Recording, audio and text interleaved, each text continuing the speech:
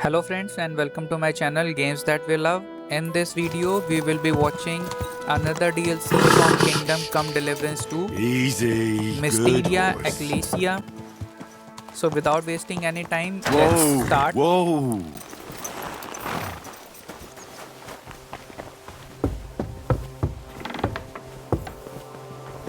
I'm sorry.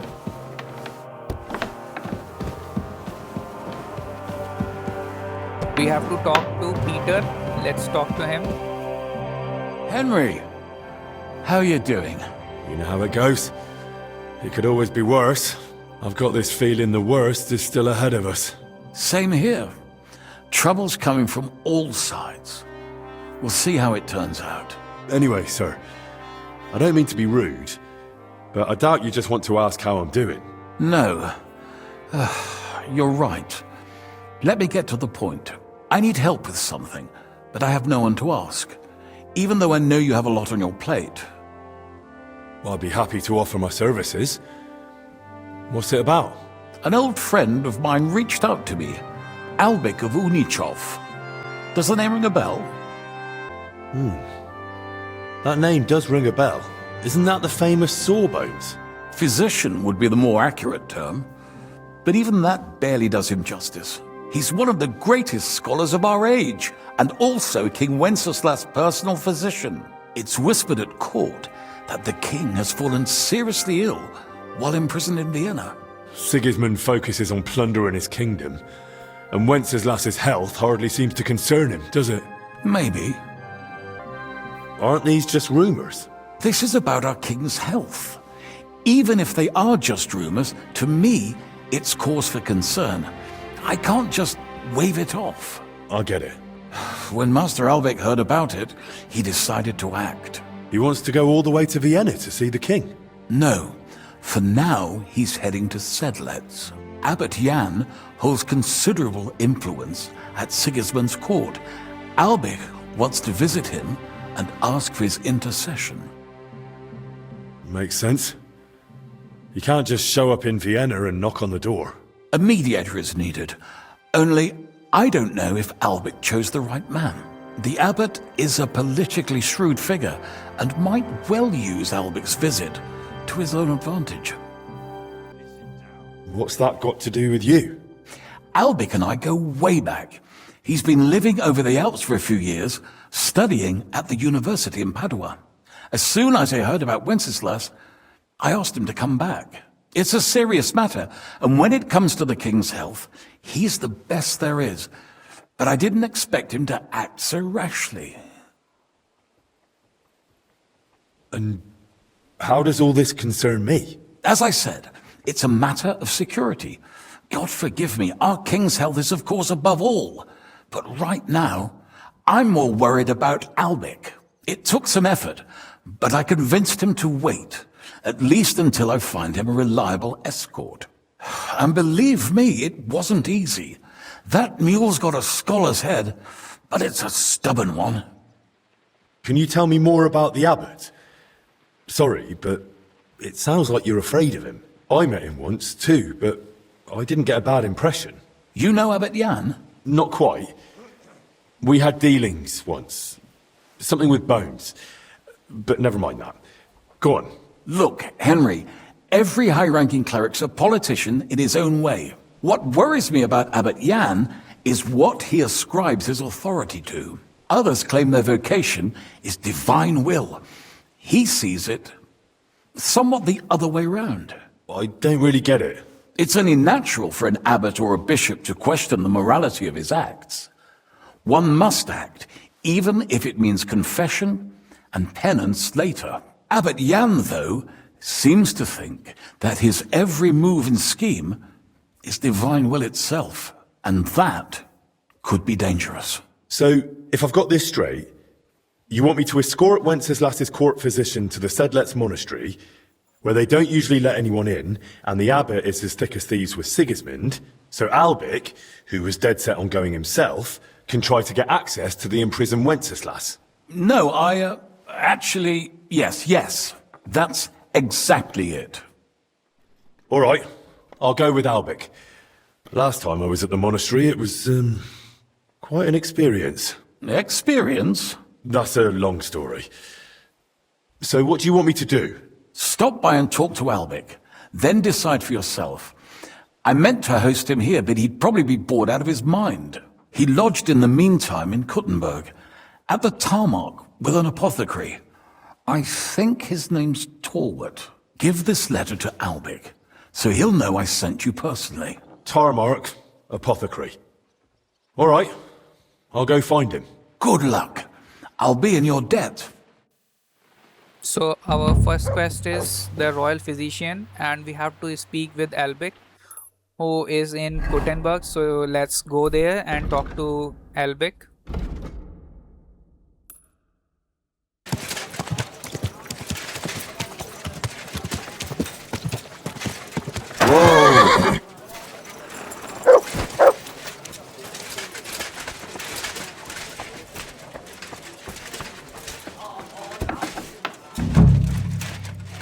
Guten Tag, mein Freund. Schön, dich zu sehen. Grüß dich, aber du bist ja voller Blut. What do you need? I'm looking for Master Albic. I heard he lives here. That's right, but he's not in at the moment. What do you want from him? I've got a letter for him from Lord Peter of Pisek. Do you know when he'll be back? No idea. He went over to the neighbors in quite a rush. The women of the house sent for him. Apparently, their mate's unwell. Albic is treating a common maid. Well, that's just the kind of man he is. Who are these neighbors? Just townsfolk, same as any around here. They live 2 doors down towards the square. That's all I needed. Thanks. So Albic is treating a maid nearby. So let's go and talk to him. You don't want to piss me off. This Trust should me be on the that. house Albic went to. Albic, What's going on at the door? Albic, come out. I'm not waiting here till doomsday. So something is wrong here. Let's leave them here and go around. Good day to you, sir.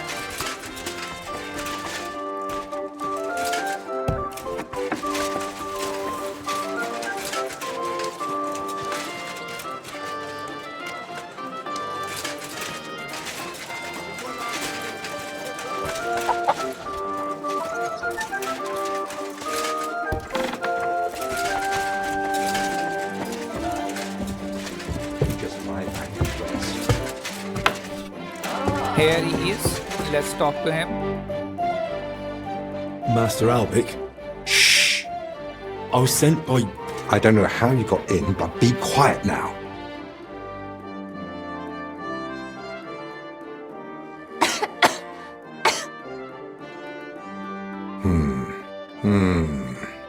Take a deep breath.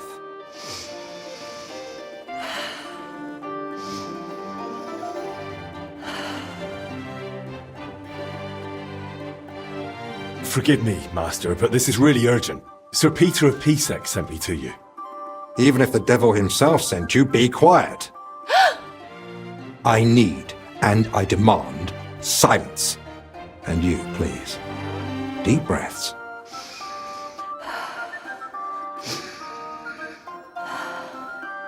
All right. Your breathing is improving. It still hurts in the chest, sir. Like a horse sat on me. A nettle compress will get your blood flowing. It'll ease off. Ribs aren't broken and the lungs sound clean. I have a potion made for you. Take it every morning and night, and stay in bed for a few more days. But, sir, who'll see to the house? Who'll cook? My mistress won't allow. I'll speak with her. What you need is rest.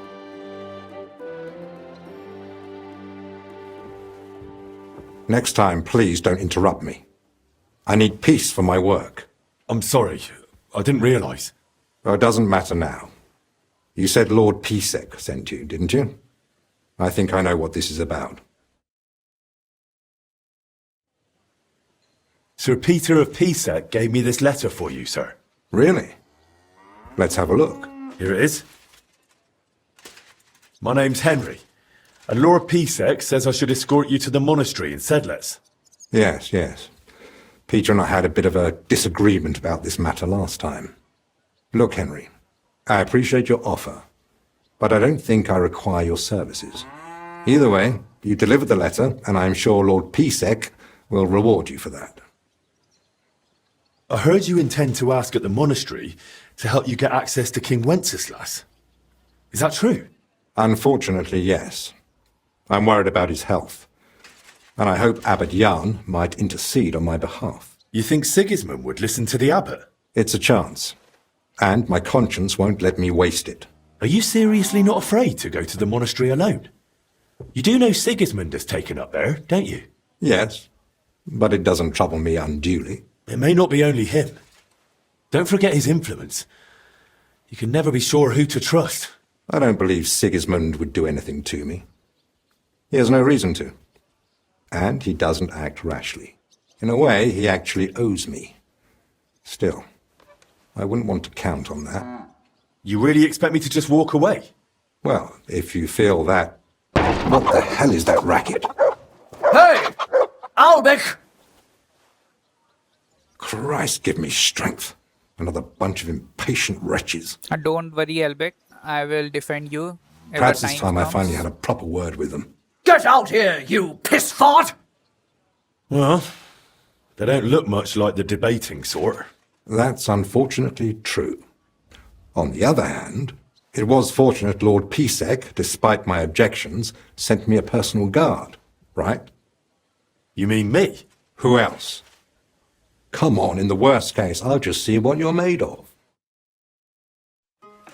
So, you finally decided to come out. About time. I won't be kept waiting in the street like some mangy mutt. I've told you several times already. I'm busy. Because you're wasting time on some wench instead of helping someone who actually matters. No person is more important than any other. Ha! For your own good, I'll pretend I didn't hear that nonsense. Calm down, sir. A respectable man like you surely understands that violence solves nothing. If you harm Master Albic, who will help you with your, ailment then?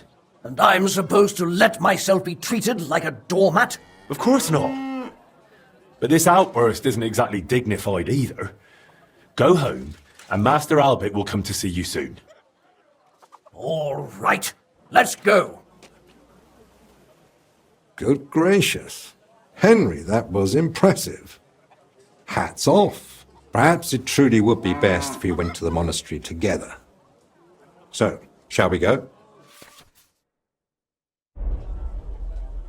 Yes. Let's go. You can't go to the monastery dressed like that. Your armor would draw too much attention. Simple clothing will do. Go and change, then come back. All right. Once we enter the monastery with Albec, we cannot do any other thing except this DLC. So let's continue. So inside the monastery, we are not allowed to wear the armor, so we have to I'm ready. change. Let's go to the monastery. Excellent. There's nothing keeping me here. Let's go now. I'll just grab a few essentials. All right then. I think we can go. I've got everything I need. And you? I'm ready too. Let's go. Off we go.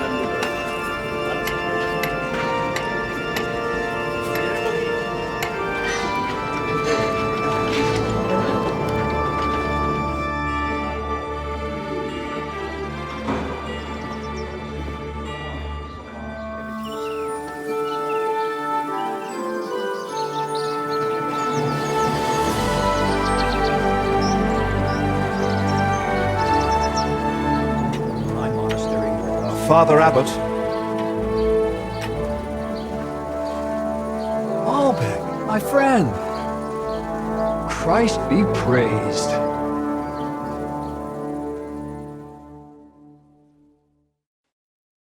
Greetings, Master Albec. I heard you returned from Padua, but truth be told, I didn't expect you. So tell me, what brings you to my doorstep? Worthy Father, I thank you for the welcome. I've come to ask a favor, but... Drop the formality, my friend. We've known each other a long time. Very well. I simply need an audience with King Sigismund. It's about his brother's health. You can surely request an audience.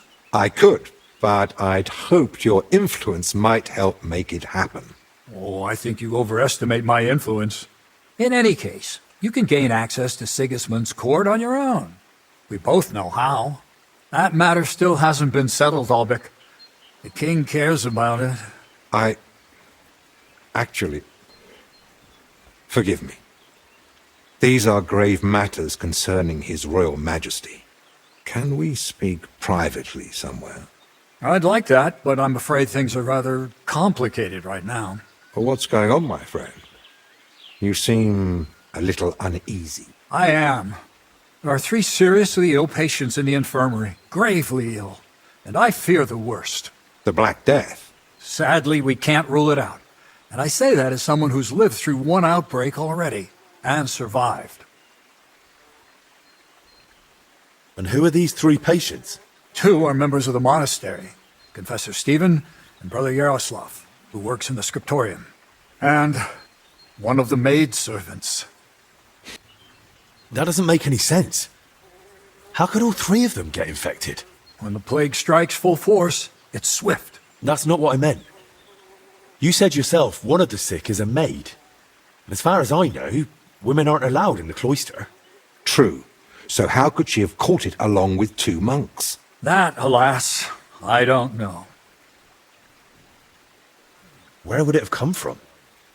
The monastery is isolated. Few are allowed inside the cloisters. Before King Sigismund decided to stay here, we took in many folk fleeing his army. We gave those poor souls food, shelter. Some of them washed in clean water for the first time in weeks. And in poverty, hunger, and filth, all sorts of illnesses thrive. On top of that, there's construction going on inside the church. There are all sorts of craftsmen and laborers in the monastic courtyard. Well, does it look like the plague? You think I'd be alarmed over nothing? Forgive me, Father. What are we going to do, Albic? We'll go and see to the sick, of course. Then there'll be no reason we can't speak to the abbot in private about our matter. Very well. Thank you, Albic, for volunteering. I wouldn't have dared ask it of you. No need to thank me. I'm a physician. And there are people here in need of help. Not only those in the infirmary. If we can rule out plague, that may put your mind at ease too. That's what I'm praying for. And of course, I'm open to discussing that matter of ours later on. I'll have a room prepared for you right in the infirmary. Brother Benedict, one of our novices, is there, and will tell you all you need to know. Thank you. But I'd like to ask one small favor. I've been here many times before, but Henry's here for the first time. Would one of the brothers be able to show him the monastery? I'd rather he not get lost like I did all those years ago. Of course. If you'd like, Henry, just ask Brother Petramil. I just spoke with him before you arrived. He'll show you around and gladly answer any questions. Thank you, Father. Very well. We've talked long enough. Let's get to work. Will you come with me to the infirmary, Henry? I will talk to you later, Albic. Let me just see around the Brother monastery. Petramil? Yes, and you are? My name's Henry.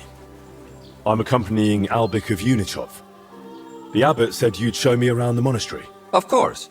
The monastery grounds are extensive, and I'm glad you're open to advice on getting around. Would you like to go now? Yes, please. So Petramil will show us around the monastery. Let's walk Our with him. monastery was the first Cistercian monastery in Bohemia. and is thus the mother of all our order's monasteries in these lands.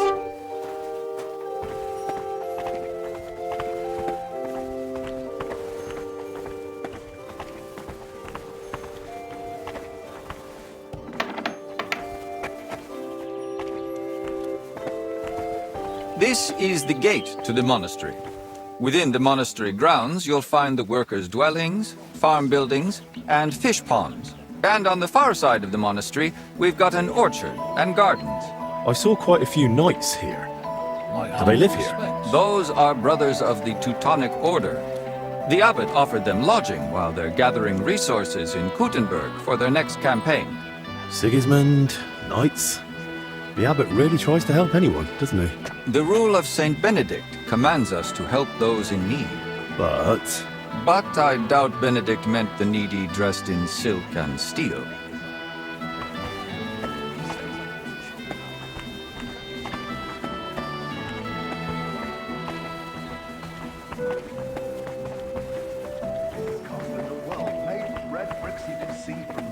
Away. It has 2 lines of defenses, walls taller than the buildings in Kuttenberg, and a great big cross above it all. That sounds beautiful. This is the kitchen. It's the finest castle From I've ever here, seen. Salarius Julian oversees the state of the monastery stores and the meals for the brothers. Let them try. good to know where to come if I get hungry. Yes, but please, try not God to be with speak you. with the other brothers too much. Why not? Have they taken a vow of silence? The rule of Saint Benedict encourages the cultivation of silence. The brothers shouldn't be chatting idly, but rather turning their minds to work and to God.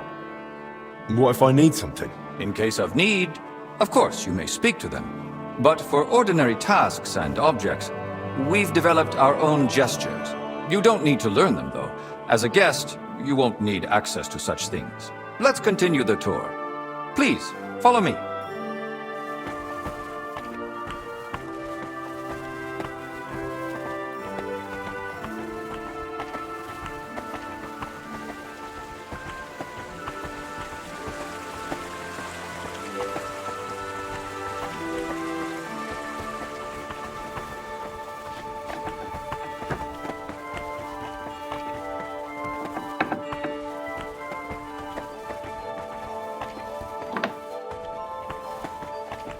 This is our monastery library and scriptorium. Brother Crispin, our librarian, does a splendid job. Our collection may not be the largest, but it's exceptionally colorful. Can I borrow any books here? Yes, but please try not to take them out of the library. We already have trouble with brothers not returning them. I think I myself might have a forgotten volume or 2 in my cell. Can I help with that? That's up to Brother Crispin. But it's true he's overburdened and sorely short of time. Try asking him. All right, I'll check with him. If Albic doesn't need me urgently. That would be kind of you. So, let's move on.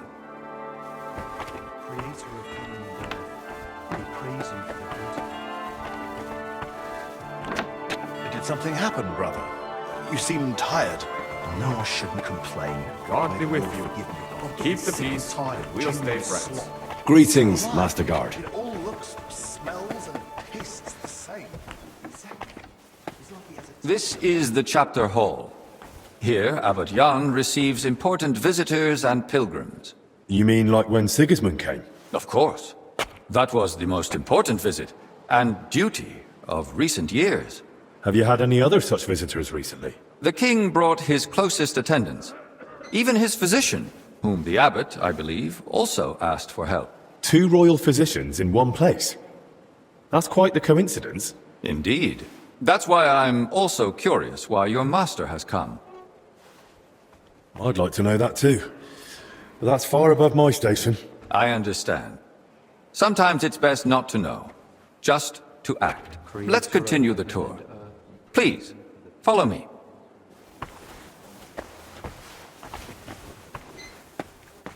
Next, we'll visit the beating heart of our monastery. My respects. Please, ignore the ongoing work.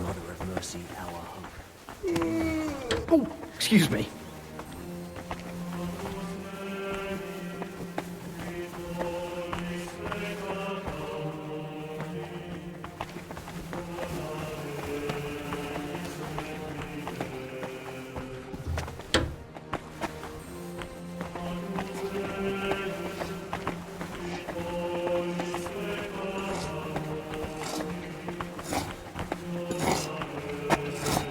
Welcome to the Church of the Assumption of the Virgin Mary.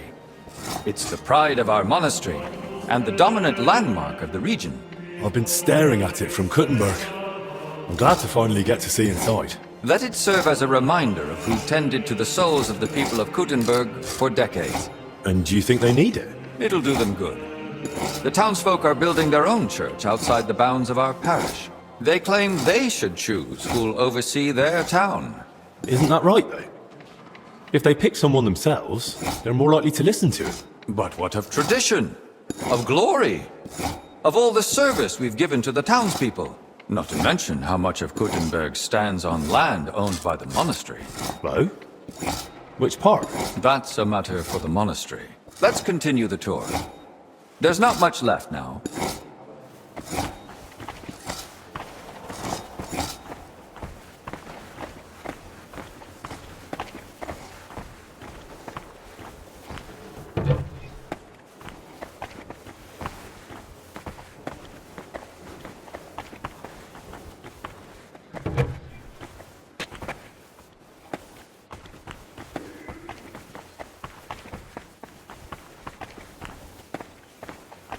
Did you notice the cemetery by the monastery when you arrived? Hard not to. It's enormous. Yes. For a long time now, people have traveled even from far and wide to bury their loved ones here. Dragging a body all that way? Why not bury them in the village graveyard? Over a century ago, Abbot Heidenreich went on a pilgrimage to the Holy Land and brought back soil from Christ's tomb. Since then, people have come here in great numbers.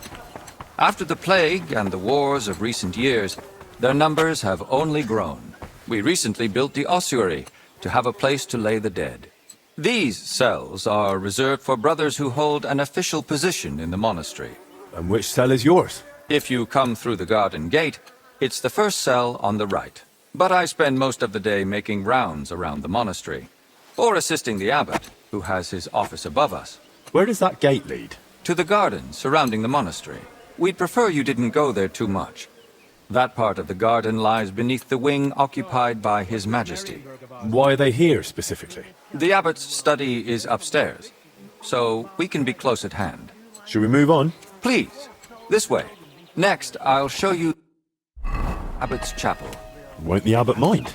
Apparently not. The Right Reverend instructed me to give you as thorough a tour of the monastery as possible, including the chapel. He said ignorance mustn't hinder your ability to assist your master. Good to see you. Cheers. I hope you have an uneventful shift.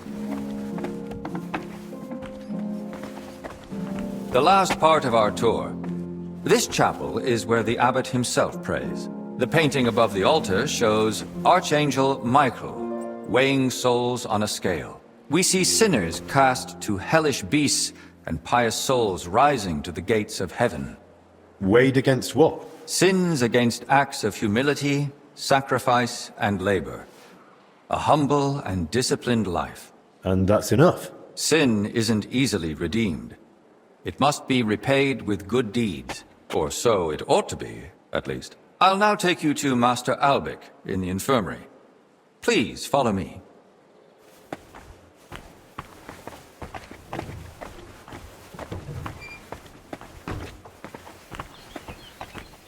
My respects.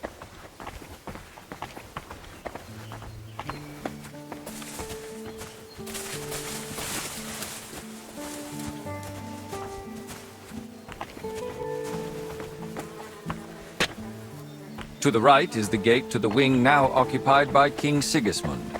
Don't go near it. You won't get in. They don't wish to be disturbed. And if you walk past, please try to be quiet.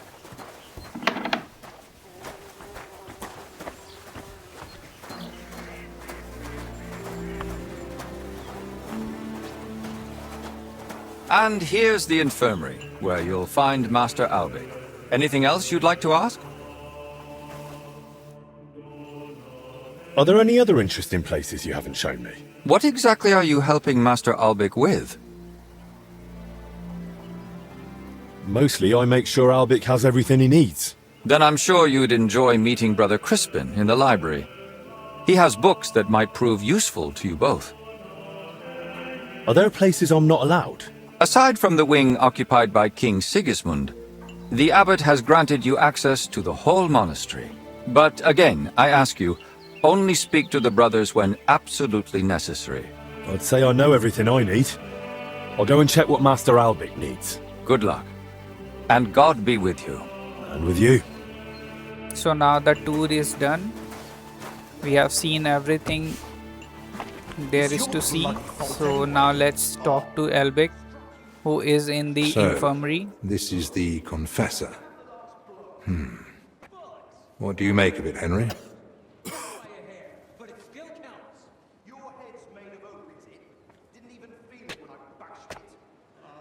He looks worn out. Doesn't even notice us. Whatever's wrong with him, it's clearly taken a toll. Exactly. At his age, any illness hits far harder than it would a young and healthy man. Well, the good news, I suppose, is that he's not in agony. Pain's part of life, but no one deserves to suffer too much. Compassion, Henry, whether for the suffering or even the enemy, is part of every good physician's character. Unfortunately, not every physician is a good one. Albic? Albic of Unichov? Zacharias? What are you doing here? Wherever His Majesty goes, I must follow. You know how it is. But why aren't you in Padua, studying? Have you been missing your homeland? I was summoned home for urgent matters. And since I'm here, the abbot asked for my help. Ah, yes. This plague he's so afraid of. Plague? Do you believe it? Am I such a poor teacher? Of course not. But until now, it was just my word against the abbot's. In other words, I am truly glad you're here, my friend. Henry, allow me to introduce Master Zacharias of Prchatsitz. He once studied under me, but became a trusted friend, and eventually the personal physician of King Sigismund. You flatter me, Albic. The road to that post was a good deal more torturous than you make it sound. And you are... Henry of Scalitz. I'm here at the command of Sir Peter of Pisek, serving as Albic's aide. The Lord of Sukdol wouldn't even have let me come here without a proper escort. And I'm the one who's supposed to be stubborn. Quit complaining. You might find an aide like him more useful than you think. Anyway, this here is Dinesh. He didn't come entirely of his own will either, but he's proven a reliable man. Dinesh Latskvi. Gentlemen? Well then, now we all know each other, shall we finally return to the matter of the patients? Zacharias, I presume the abbot summoned you for the same reason as me. Aye, though I've only had time to merely examine them all. So what did you find out? All three share the same symptoms. It begins with weakness, then comes fever, rash, and later bloody diarrhea. By far the best off is the confessor here. He can still talk. The maid and the translator from the scriptorium are much worse. They sleep most of the day. And when they do speak, it's nonsense, because they're delirious with fever. Right. In that case, first we need to bring down the fever. Have they given you anyone to assist? Yes, Benedict.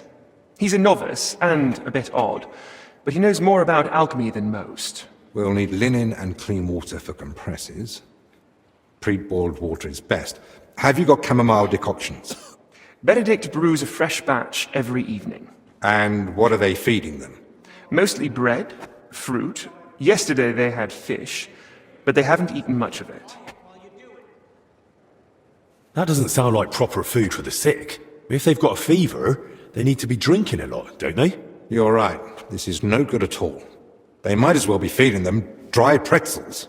They should be getting something light and nutritious, ideally in liquid form. Broths, stews, thin porridge. Agreed. Dinesh will speak to Salarius Julian. You know the way to the kitchen, right? Consider it done. Then fetch herbs from Joachim. I gave him a list of what we'll need. Gentlemen, Joachim, you say?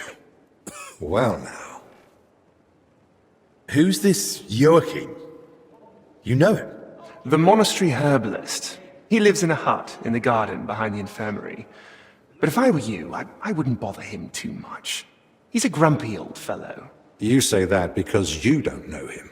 I'll tell you more about him, Henry. But we have more pressing concerns right now. Can I help in any way?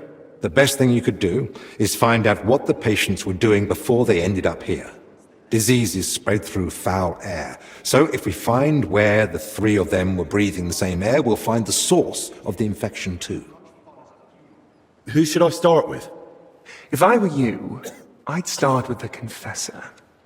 He's the only one still lucid enough to speak. Better hurry. He might take a turn for the worse any moment. Who should I ask about the maid? As far as I know, her name's Plezhner. She gets her work assignments from Steward Zdenek. So I'd go and speak to him. And apparently, she's got a friend here. She might know something too. Try and find her. Who might know the monk who was translating in the scriptorium? Everything to do with books is handled by the librarian. His name's Crispin. He likes the sound of his own voice, but if you're patient, he might tell you what our patient was working on. Can I help with anything else? No, that's more than enough now. Once you've found something, come back. Maybe we'll have figured out more So there by is then. some sort of illness that is spreading inside the monastery, and we have to find the source of the illness. How do you feel? Like I'm Let's talk to the turning patients one by inside one. out. Don't worry. I'll let you rest. But first, I need to know who you've been seeing lately. And where. What? Why? Because we need to find out where and how you got infected. What's that got to do with the others? The sickness spreads through foul air. Anyone breathing the same air as you might be at risk. You sound like you know what you're talking about. And I believe you've got your reasons. But I'm a confessor. I can't. I mustn't break the seal of confession or tell you what anyone confided in me. I'm not asking you to reveal anything. Just point me in the right direction. Perhaps you're right. I could at least point the way. There's something that might be connected to this dreadful sickness. Look in my cell. It's the one beneath the abbot's chamber, opposite the spiral staircase. Here's the key. I think you'll find something there that might help you. What am I looking for? That you'll have to find out for yourself. I understand. I won't pressure you. Get some rest. Wait, please. Do you think that I might ask you for something? What is it? I'd like to have some flowers. Something living to cover up the ever-present stench of decoctions. What would you want flowers for? You'd be better off brewing a fever remedy from them. Do I need a reason? I just like them.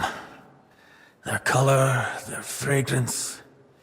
That's what I miss the most here. I've got a few right here. May the Lord reward you. Here they are. Thank you, lad. Would you put them in the jug for me?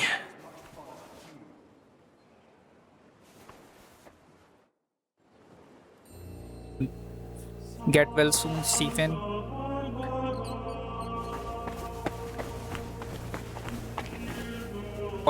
Let's Young see man, why they are could we arguing. borrow you for a moment? What's going on here?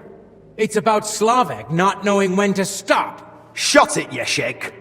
And you, young lord, what's your name? I'm Henry, and I'm no lord. All right then, Henry. Do you think you could settle this for us? We were having a training duel. Servant Brother Carl makes sure we don't grow idle here. Well, Slavek thinks he struck me first. I say it was the other way round. You're looking pretty battered Okay, for a that training duel. went pretty Yeah, well. Once we get going, it's no laughing matter. We've both got a bit of a temper. Either way, the fight should have ended the moment I hit you. If it had been a sharp blade, you'd be dead. Bullocks. How did it happen from your point of view, Yashek? We were having a training duel, but it wouldn't be Slavic if he didn't run his gob the whole time. I didn't give a toss until he started insulting my ma. I won't have anyone doing that in front of me. That's serious. What did he say? That she squints, and I've got it from her. I warned him to shut his gob or he's done for. I gave him a jab in the shoulder, well-placed and educational, to end the fight then and there. But he got all riled up and came back at me. That's a load of crap. He pounced at me out of nowhere. I was only defending myself. I still want to hear what Slavek has to say. Now that's more like it. We just wanted to warm up a bit. Attack, block, but Yeshek completely lost it. Left lower cut, lunge at the knee, then straight for the ribs from the right.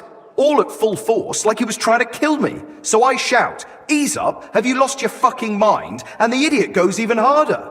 So I smacked him one. What else was I supposed to do? Where exactly did you hit him? Where do you think? Right on the skull. I blacked out for a moment, but then I just saw red. Yeah, he looked like he'd completely snapped. He swung and... Ow! Bloody hell! He struck down at me with a full swing, straight to the collarbone. Oh, come off it. You're making half of that up. This bickering of yours is tiring. I'll tell you what I think, but then you'll both shut up. All right? Doesn't matter who struck first. It was a training fight. Oh, it hurt like a real one. Yeah, I'll have a scar across half my head because of it. If either of you knew a master strike, you might have come off a bit better. Or at least one of you would have. Master strike? Your armed brethren probably call it a Meisterhowl. You deflect an attack and strike your opponent in one move. Oh, don't give us that. Nothing beats a good solid smack in the teeth. My thoughts exactly. We could still have a bout though, eh, Yeshek? Once they let us out. I'm still pissed at you over the last one.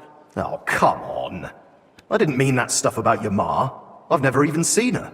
And anyway, I'm glad I ended up in the infirmary with you. What more do we need? Yeah, no Ludov breathing down our necks day in, day out. Well, I wish you both a swift recovery. I'll be off now. Thanks. By the way, if you run into Brother Carl, tell him not to take it to heart. We brought it on ourselves. He's a good man. And if you wanted, I'm sure he'd let you train with us at the camp. Just tell him you know us. But watch yourself, so you don't end up like the two of us. I don't think Carl could take that. I'll keep that in mind. And Henry, before you go, I have one more favor to ask. When they were carrying me here, I dropped my purse somewhere along the way. A nice one, made of leather. Could you look for it? It had all my coin in it, but I can barely stand, let alone go searching.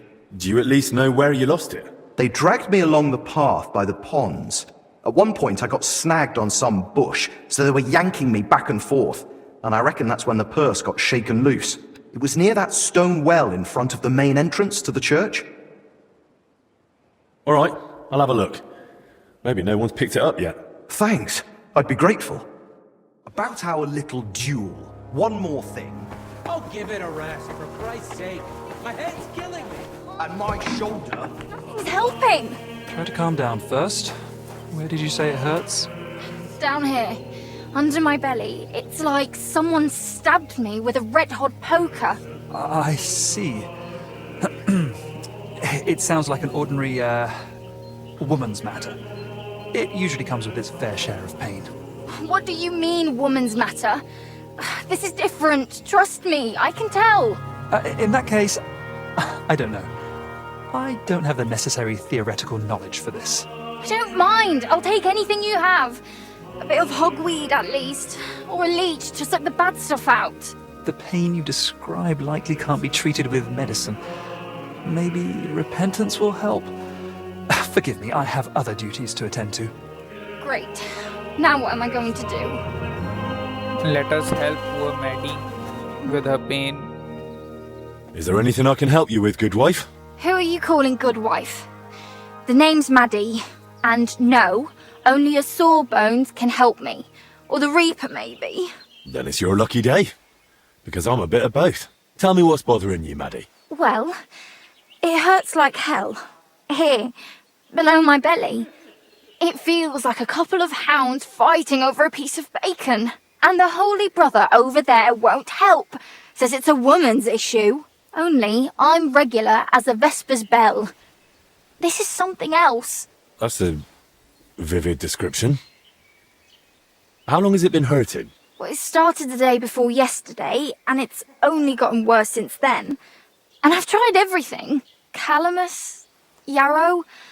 I even prayed to Saint Benedict and rubbed garlic on my stomach. I even tried hanging from a ladder upside down so it could pass through me. All for nothing. And I almost bashed my head getting down. What were you doing before it started hurting? Working like a dog I was. Who said I wasn't? Zdeněk? Alright, so I sat down on the stairs, just for a little while. My legs were killing me. Besides, those stairs were bloody hard. And ice cold too. It's a wonder I didn't freeze in place. Alright, enough.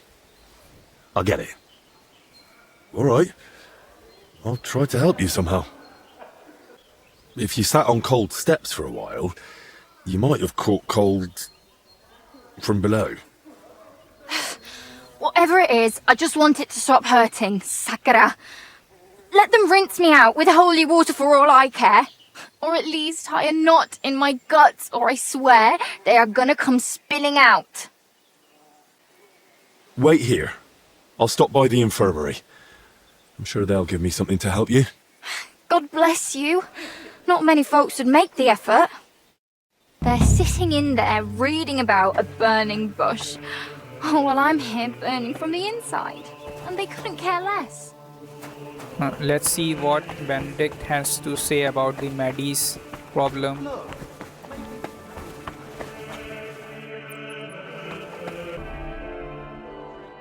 I saw you came here with Master Albic. I suppose that would make you his assistant? Yes, I suppose you could say that. My name is Henry. Pleased to meet you. I'm Benedict the Novice, but I reckon the abbot already told you that. Yes. He said you would show us to our lodging, as well as the infirmary. Your room is at the other end of the infirmary. It'll be the door on the left. There's an alchemy workshop in the other room. Master Albic should find everything he needs there. Though if he needs any fresh herbs, there's also the monastery's garden. Brother Joachim, our herbalist, would be more than happy to help him. Good to know. Thank you. Benedict, I need your help. You too? Lord in heaven! It isn't for me. This girl who helps out around the sties has stomach pains. I see. I told her I can't help her. Not that I don't want to, it's just that I'm not educated in women's issues. Understandably, there aren't many books on the topic in the monastery's library. And to tell you the truth, she was a bit frightening. This isn't about her time of the month. She says it hurts when nature calls. That can affect men just as well as women. Perhaps, but I still truly don't know how to help. Maybe Master Albic would know, or you can try the monastery's library. Thanks, brother. So he has no idea about the issue. What's the real cause of Maddie's pain? So we have to search the library for the solution. Let's go to the library and see what's the root cause of the problem.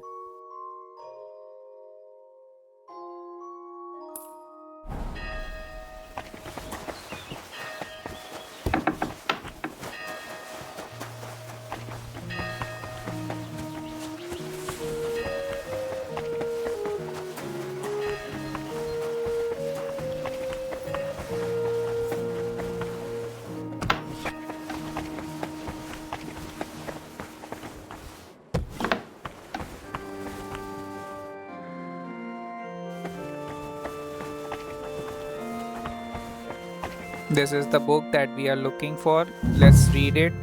This book might have something about Maddie's troubles.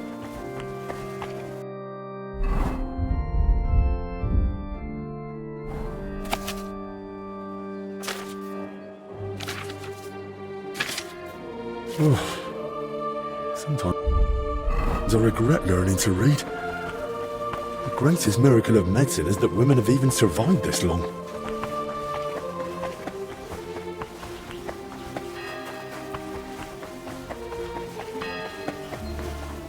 So now we know the issue. Now let's talk to Elbic about the solution.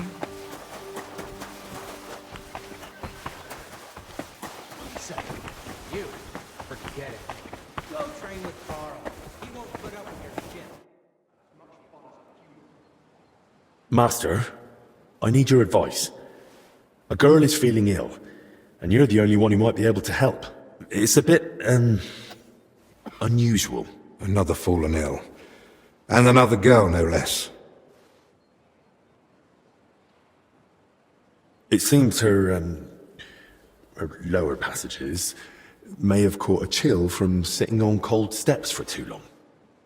Of course! This is just like the case Trotter of Salerno wrote about. Coldness in the lower abdomen, inflammation of the urinary tract accompanied by sharp pains. This can lead to bladder distension or pelvic congestion. Aye. It sounds like all that's happening while we're standing here talking about it. You don't see a case like this every day. I'll have to write down all my findings in detail. So do you know what to do? You've treated this before? Not at all. I've never come across something like this. Most women sort out their problems with the help of herb women, whispering into the water and brewing potions according to the stars. Usually, they only come and see a studied physician when it's already too late. Well, she went to see Benedict, but he seemed even more flustered than she was. I'm not surprised. Only a handful of physicians have read De Curis Mulierum, even though it has so much knowledge to offer. So, how can I help Maddie? The poor girl is suffering like a wounded animal. Of course. This calls for a concoction with soothing and diuretic effects. Here's the recipe. Brew it with care. She should feel relief almost immediately, but I've heard it may cause delirium and facial twitching.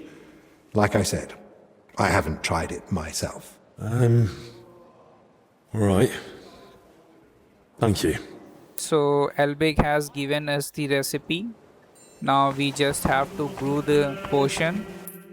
All the ingredients that are required to brew the potion are in the garden. Nearby garden, you can go there and grab all the ingredients. I already have those, so I am just going to brew the potion now.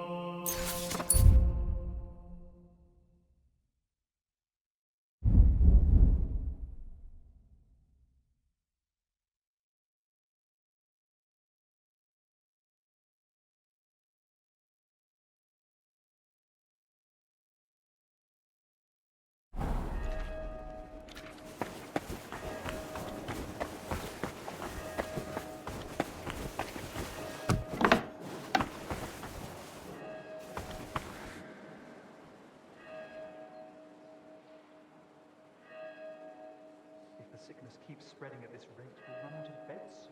When there are no more beds, there'll be benches. And when there are no more benches, there's the floor. We can't have the line directly on the stone. We should put some straw down. Straw?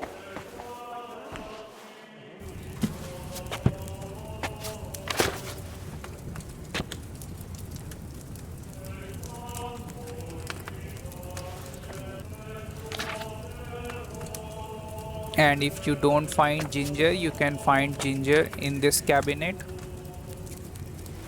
So now let's brew the potion.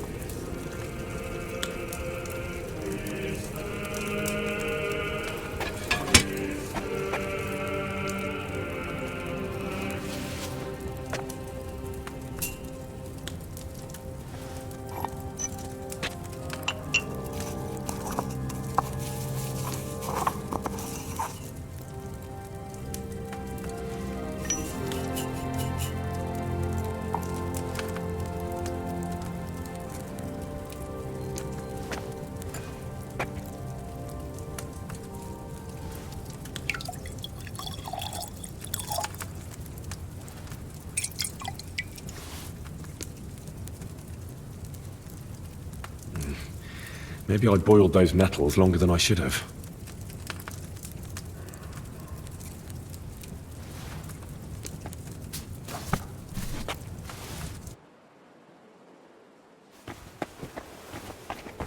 Now let's give this potion to Maddie to help her out.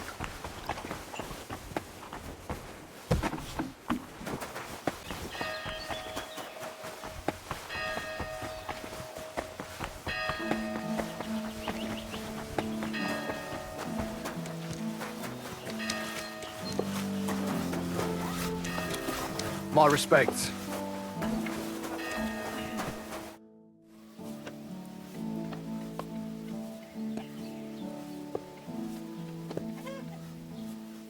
I read that when a woman is in a blessed state, she can feel all sorts of ways. Can you rule that out? Me? In a blessed state? Here? Well, the men around here won't even let me into the infirmary, let alone their bed. Listen, Maddie. It might all just be from you thinking about things too much.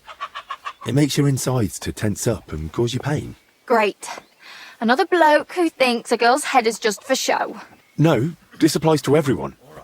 I read it in a book. And empty head means a happy gut. Well, some folks around here must have had it easy since the day they were born then. This is something else. All thinking does is make my arse hurt. You're... what? Well, because thinking makes me run my mouth, and Zdeněk gives me a canning for it. About that medicine. Tell me you've got good news. I feel like I'm being ripped in half. Here. If it's as strong as it smells, you'll be back in fine fettle in no time. By all the saints, bless you. That looks like just the potion to set me right. Foy. It smells like you boiled an old boot with rotten garlic. But what have I got to lose?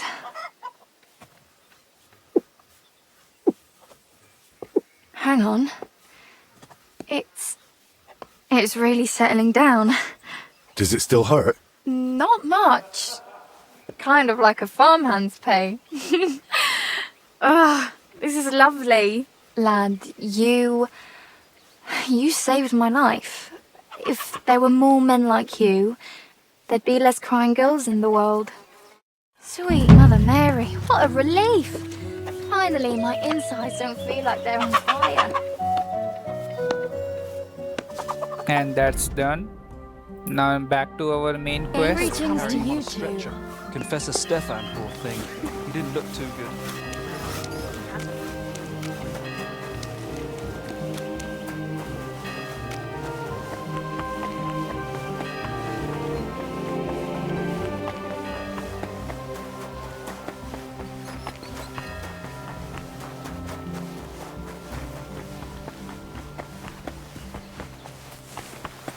We have to talk to the librarian. So let's go to the library and talk to Christine.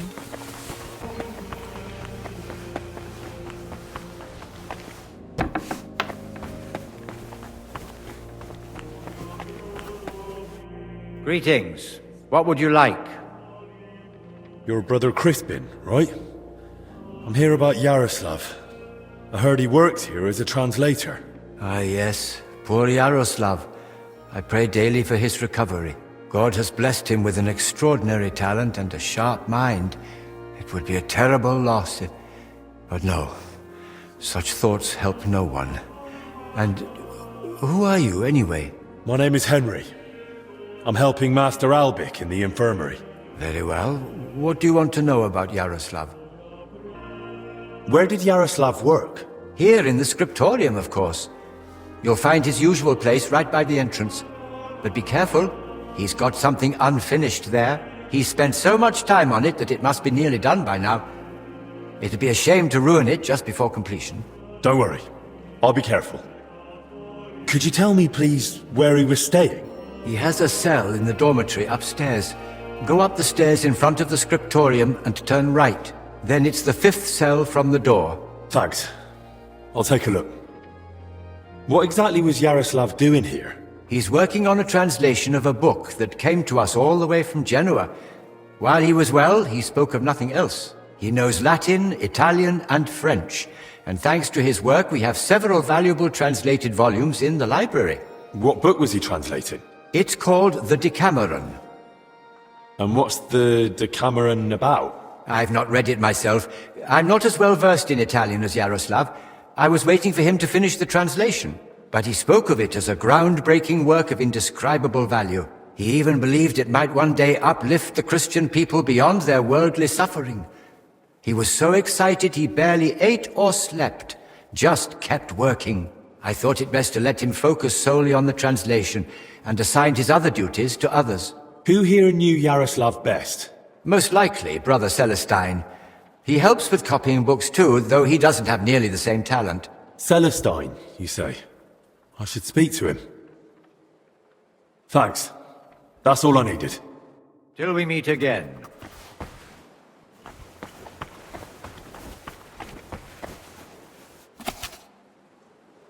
It's almost empty. What was Yaroslav working on all those days?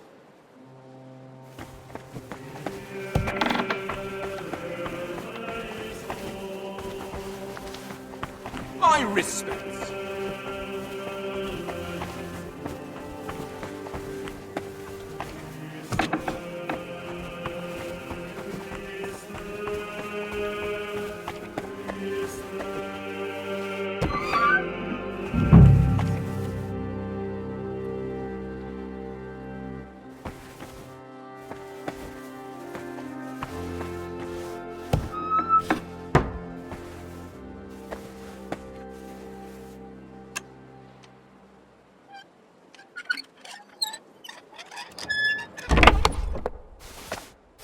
Plans of the cellars? What did he need those for?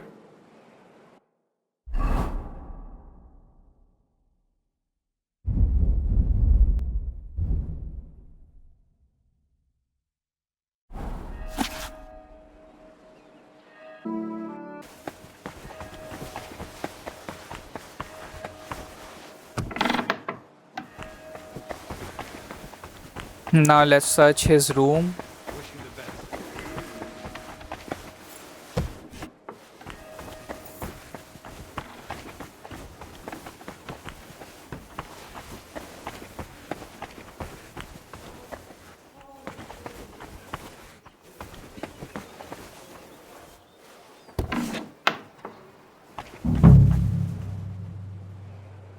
There's not much here.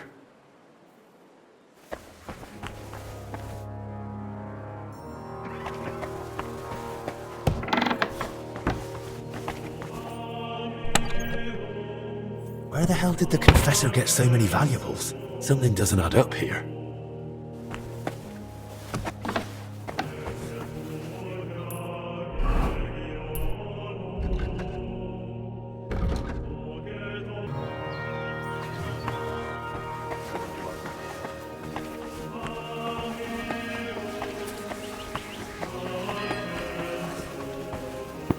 Now we have to talk to Celestine. Let's talk to him. He is praying at the church.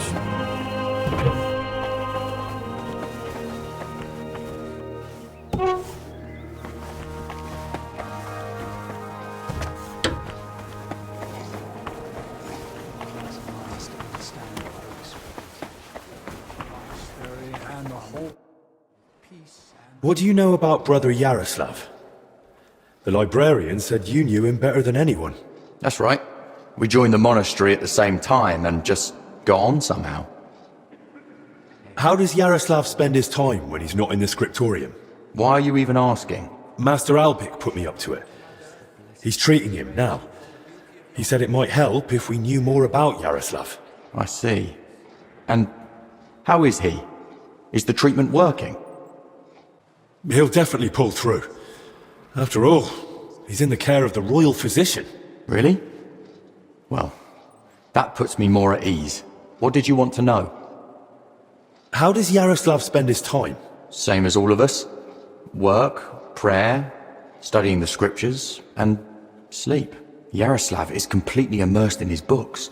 He's currently translating a new one from Italian. It's called the Decameron. He often stays in the scriptorum late into the night because of it. Shows up for morning prayers with his hands, sometimes even his nose, stained with ink. Really? Crispin told me how hard-working Yaroslav is, but he's barely translated anything from his latest book. What makes you say that? Well, simple. The book is still lying in the scriptorium, and when I opened it, it was practically empty. That's... You must be mistaken. Why don't you believe me? I do. I just don't want you going around and slandering Yaroslav left and right. That's really not my aim. But I think I might be onto something. I just don't yet know what. And if you won't tell me anything, I'll probably have to ask the librarian again. Wait, don't say anything to Crispin. Oh? And why not? Because he simply wouldn't understand. Oh dear. Promise you really won't tell anyone. Word of honor. Now talk. All right. I just hope Yaroslav forgives me. One night, he accidentally woke me. The door to his cell creaks horribly. I already suspected his translation was taking oddly long, so I followed him that night. At first, it looked like he was heading to the scriptorum, but after he went down the stairs, he turned right and went down into the cellars. But when I went in after him, I couldn't see him anymore. I lost him in the dark. And you've no idea where he might have gone? Not a clue. As far as I know, it's just barrels of wine down there. And empty wine barrels. Why didn't you want to tell me? Because I just don't want Yaroslav to get expelled from the monastery. Just for going to the cellar? That doesn't mean anything. What if he was meeting someone down there? Someone no one's supposed to see him with. What, like a woman? Well, I once saw him standing in the monastery doorway with some wench, and they looked like they were having a grand old chat. And where exactly did you lose him in the cellars? In the corridor leading to the scriptorum, at the passage to the stairs to the lower level. There's just one more thing I'd like to know. Has Yaroslav spoken to Brother Stephen recently? About confession, maybe? I don't think so. Yaroslav doesn't neglect prayer or fasting, but he only rarely resorts to confession. So you mean he sins, but avoids confessing it? He hardly sees anything as sin. How can I put it? He chose a life of asceticism, but he's not afraid to live. He once said, why would God create the world if he didn't want man to discover it? The wench you saw Yaroslav with, was her name Blazhena? Because she's now in the infirmary with that same illness. I don't know. I was mainly looking at Yaroslav. I don't even know any of the maids by name. That's enough for now. And justice. Amen. Now we have to search the monastery cellar and see what's inside.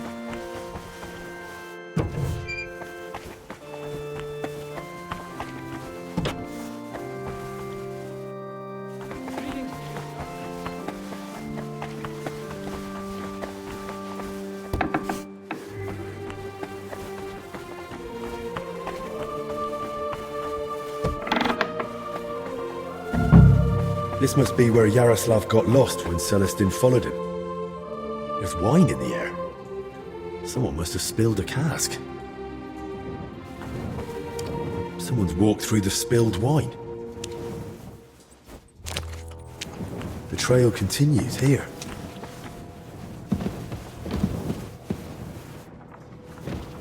I can't open this door without a key.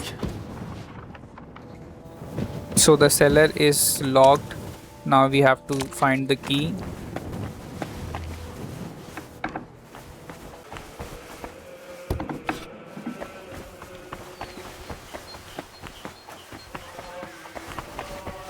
Now let's talk to Steward and see what he has to say about the cellar.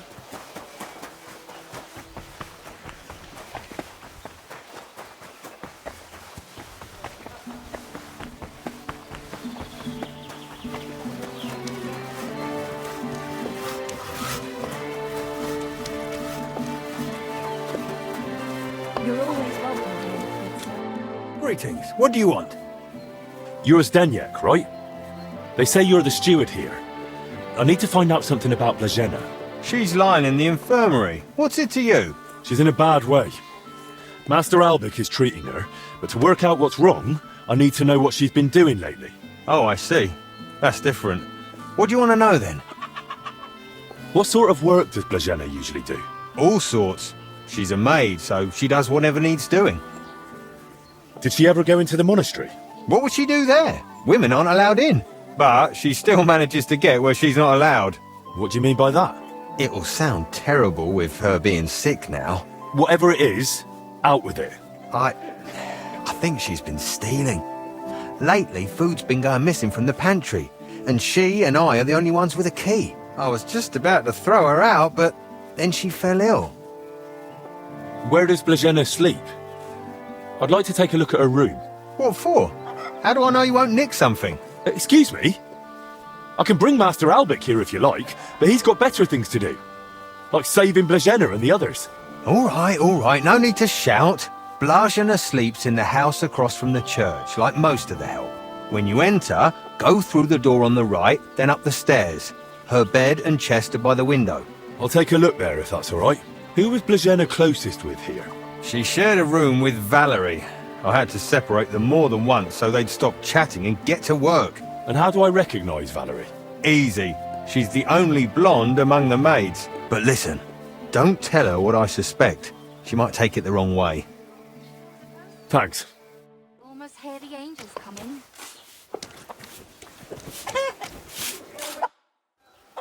I need to find something out about Blazena. And they say you know her better than anyone. Well, we share a room. But we're not that close, really. Why? I'm helping the physician treating her, and anything I find out could help. I spoke to the steward, but he wasn't very helpful. You mean Zdeněk? What did he tell you about Blazena?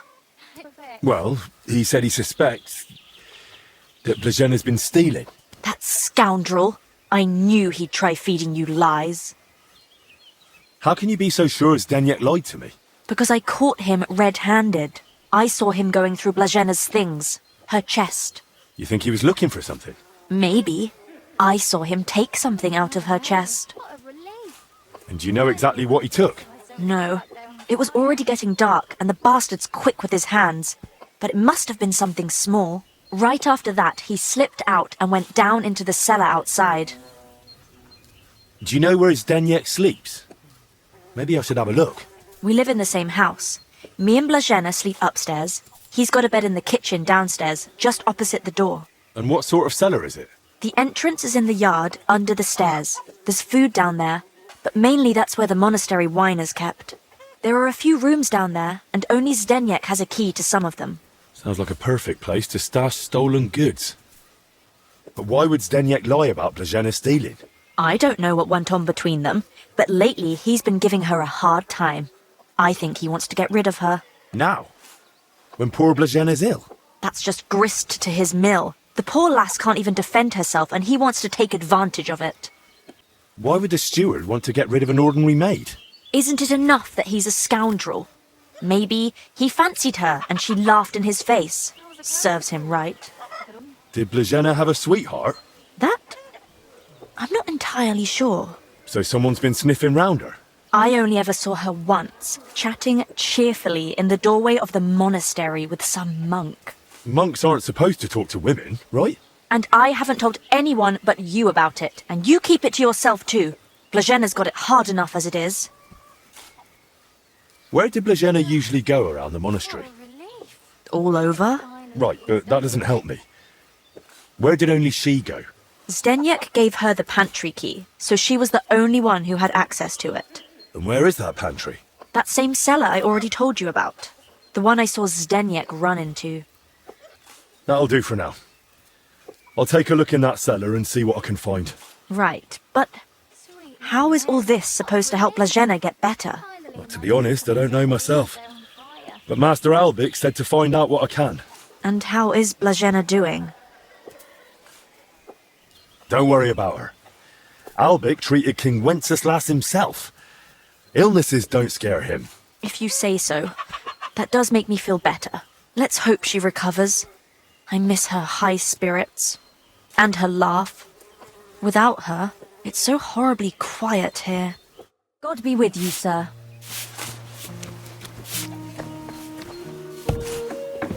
Now let's search her room.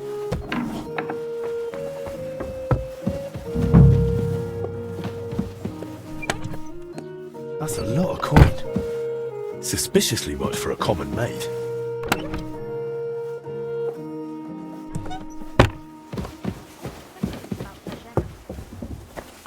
He asked if I'd ever been in the pantry with her. Now, Now let us search the cellar. What secret it hides. That's a lot of water. What's Stanyek using it for?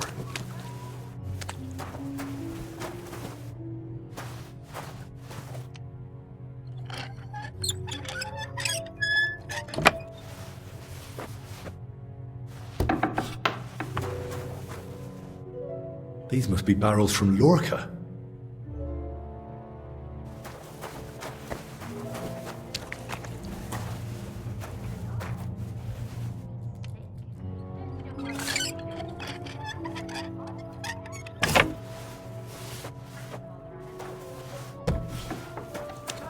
Why is there wine spilled everywhere? Wine in a tub? It looks watered down to me. Could Zdeněk have poured water into it? Of course. Now I get it. Steward Zdeněk's watering down the monastery wine. If the abbot found out about this, he'd throw him out. Now we have all the evidence against Steward. Let's confront him. I know you're watering down the monastery wine. I beg your pardon? Don't act like you didn't hear. You know exactly what I meant. You feeling all right? Maybe you should lie down. I saw your cellar. What? But no one's allowed down there. And I know exactly why. Now we're gonna have a little chat. All right. But not here. Come with me, if anyone heard you. I'm not going anywhere with you. We're talking here and now. Oh, come on. No, come on. Shh, not so loud. What, you don't want anyone to hear?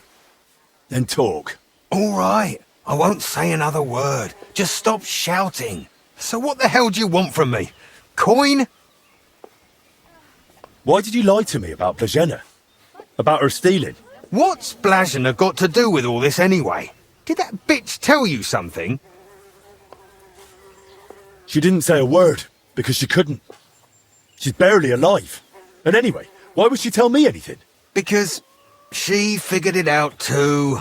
One time I forgot to lock the cellar door behind me and she caught me at it. So that's why you lied about her? So no one would believe her if she gave you away? You're a right bastard, you know that? Go to hell. They say you were rummaging through her chest. And you took something. What kind of nonsense is that? Don't deny it. They saw you. So what did you take? I found a key in her chest. What key? What's it for? It's for the monastery cellar. You mean your cellar? No, it's the key to the cellar under the monastery. But how would Blazhena get something like that? Women aren't even allowed in the monastery. Yeah, I don't know. Oh, Christ. And that's all you know? That's it, I swear. Then give me the key. I don't have it on me. So where is it? It's hidden, where I keep the silver from the watered wine. I figured you'd want something in return for keeping quiet.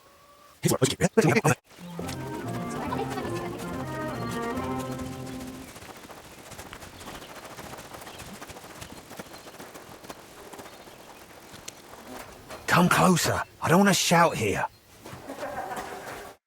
So where's the key? Here it is. Just like I promised. Wait! Promise me you won't tell the abbot about the wine. He'd have me hanged, or kicked out if I'm lucky. But if I stay here at the monastery, I could be useful to you. How useful? As the steward, I can get all sorts. Lockpicks and other handy things. We'll see. I'll think about it. But now clear off.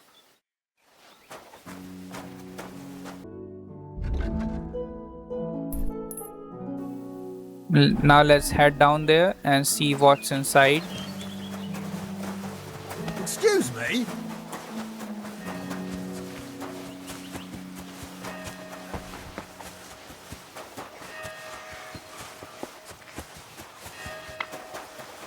Let me give you a piece of advice. Stay away from those ladies.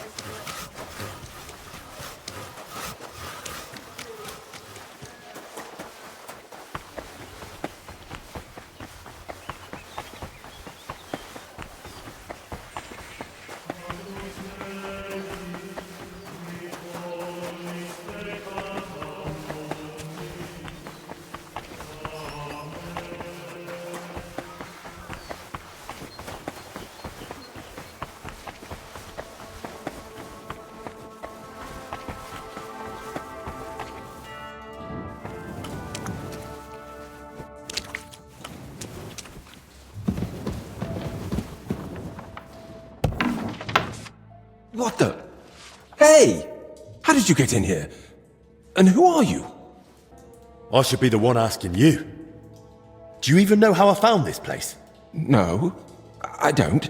They say one of your brothers used to sneak in here. And one of the maids had a key to the door, too. You see where I'm going with this? Oh no, you've got it all wrong.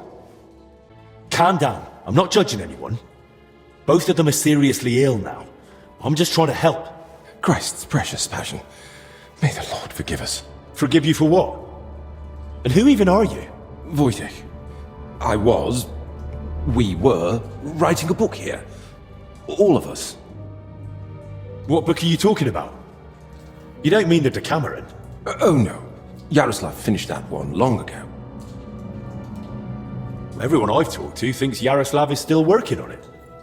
Why didn't he tell anyone? When Yaroslav started translating the Decameron, he soon realized what it was really about. He became afraid that if Brother Crispin, or, God forbid, the abbot, found out, they'd forbid him to continue the translation. They might even have the book destroyed. What a loss that would be. So once he'd finished the translation, he hid it down here instead. So, what's the Decameron actually about? That's not such an easy question. And you don't look like someone who came here to talk about literature. Then at least tell me why Yaroslav was afraid to hand over the book. Because it represents a new way of thinking. It doesn't focus so much on our Lord, but more on man. On human virtues, vices, good and bad intentions, and all the forms of love. Really? All of them? All of them. Mind you, the book pokes fun at the church a little. And you, as servants of God, were fine with that? It mocks your faith. I said the church, not God. There's a difference, even if not everyone wants to see it. Right. So what was Yaroslav working on down here then? The Decameron left a strong impression on him. He decided to write a book of his own, in the same spirit, to celebrate what is as valuable to man as love, or the spiritual life. He later asked Brother Ernest and me to work on the book together. And what exactly did Yaroslav want to write about? About humor, wit, laughter. About everything that can make a person laugh. Why would someone write about that, of all things? I thought books were meant to be about... Something lofty? Oh, something like that. Yaroslav believed that a sense of humor could help a person in hard times just as much as strong faith could. There's something to that. Who knows how I'd have ended up if I hadn't been able to laugh at myself from time to time. Just like Yaroslav said, laughter and humor are gifts from our Lord, among the mightiest. But the brothers probably wouldn't see it that way. That's why we met and worked in secret. Sometimes we'd write all night, other times we'd get into heated debates. And sometimes we just tried to outdo each other with witty sayings. So, basically you were sitting down here telling jokes all night? Among other things, but mostly we were working. Go on then. Tell me one of the jokes you came up with. Now?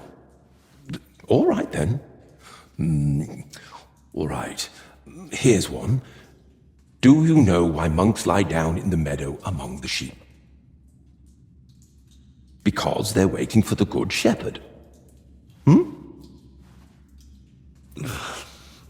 Tell me another one. Some of our brothers have a lot in common with God when they're working. Everyone knows they exist, but no one's ever seen them.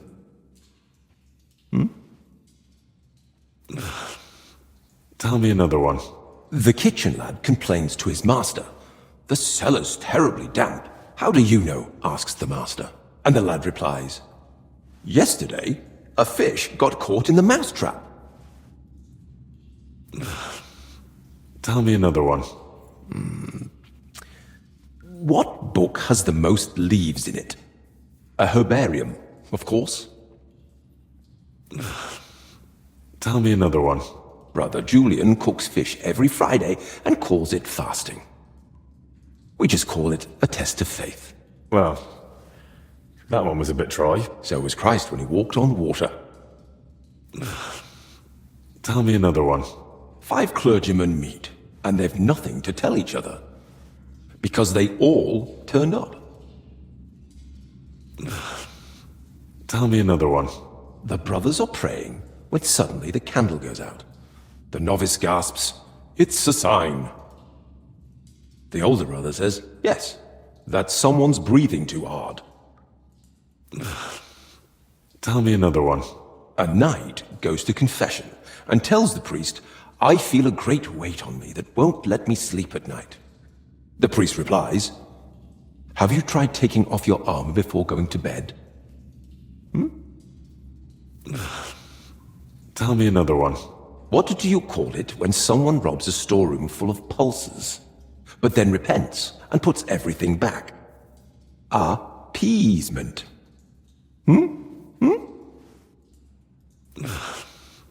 Tell me another one. How does an astrologer flag down a wagon? No idea. By his sign. Tell me another one. Why doesn't the monastery's rooster crow? Because he's taken a vow of silence too. Tell me another one. What were the last words of St. Lawrence when Emperor Valerian had him roasted alive on a grate? Turn me over. I'm done on this side. Tell me another one.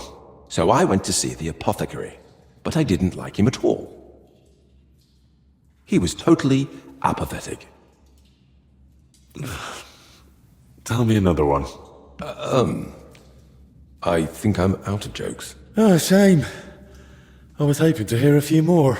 Sadly. But once Yaroslav gets better, we're bound to come up with more.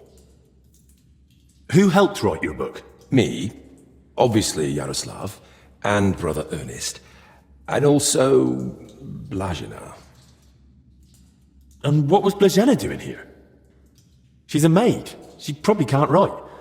And women aren't allowed in the monastery, are they? I didn't get it at first either. Why Yaroslav brought her here. If anyone had found out, the abbot would have thrown us all out. But I soon understood. Humor isn't just for the educated or wealthy, let alone just for men. Laughter belongs to everyone. How could we grasp its breadth with just our limited experience? So, this isn't about any sin? Blazina's just funny? More than that. Her laughter, sense of humor, her knack for knowing when to make a joke. It's a true gift from God. Who exactly is Ernest? I don't think I've met him. One of the older brothers. He's in charge of all the building and repairs in the monastery.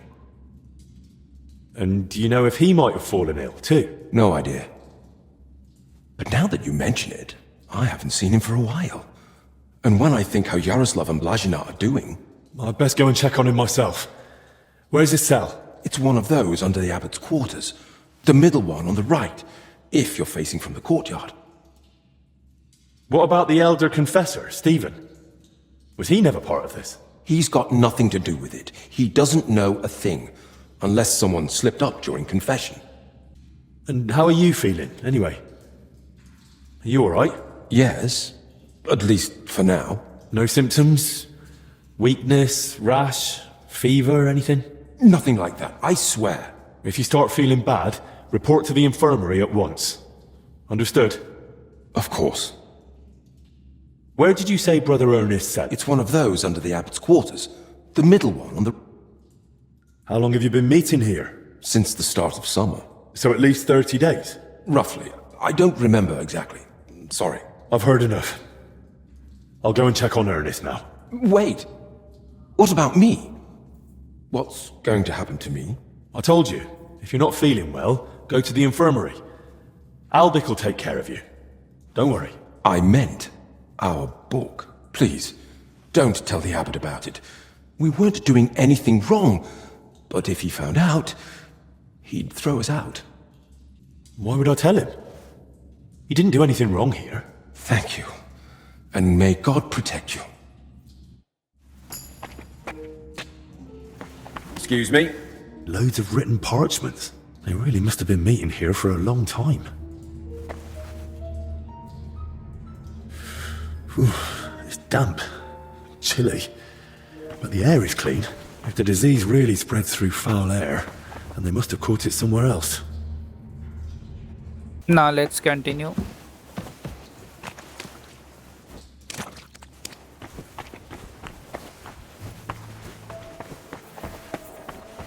I'm sorry.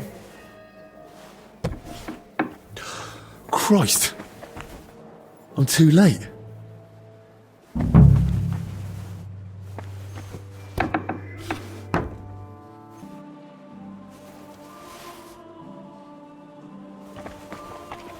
Some building plans. Looks like a church, and underneath, probably a crypt. I should tell Albic about this. Careful. Now let's talk to Albic and tell him what we have found.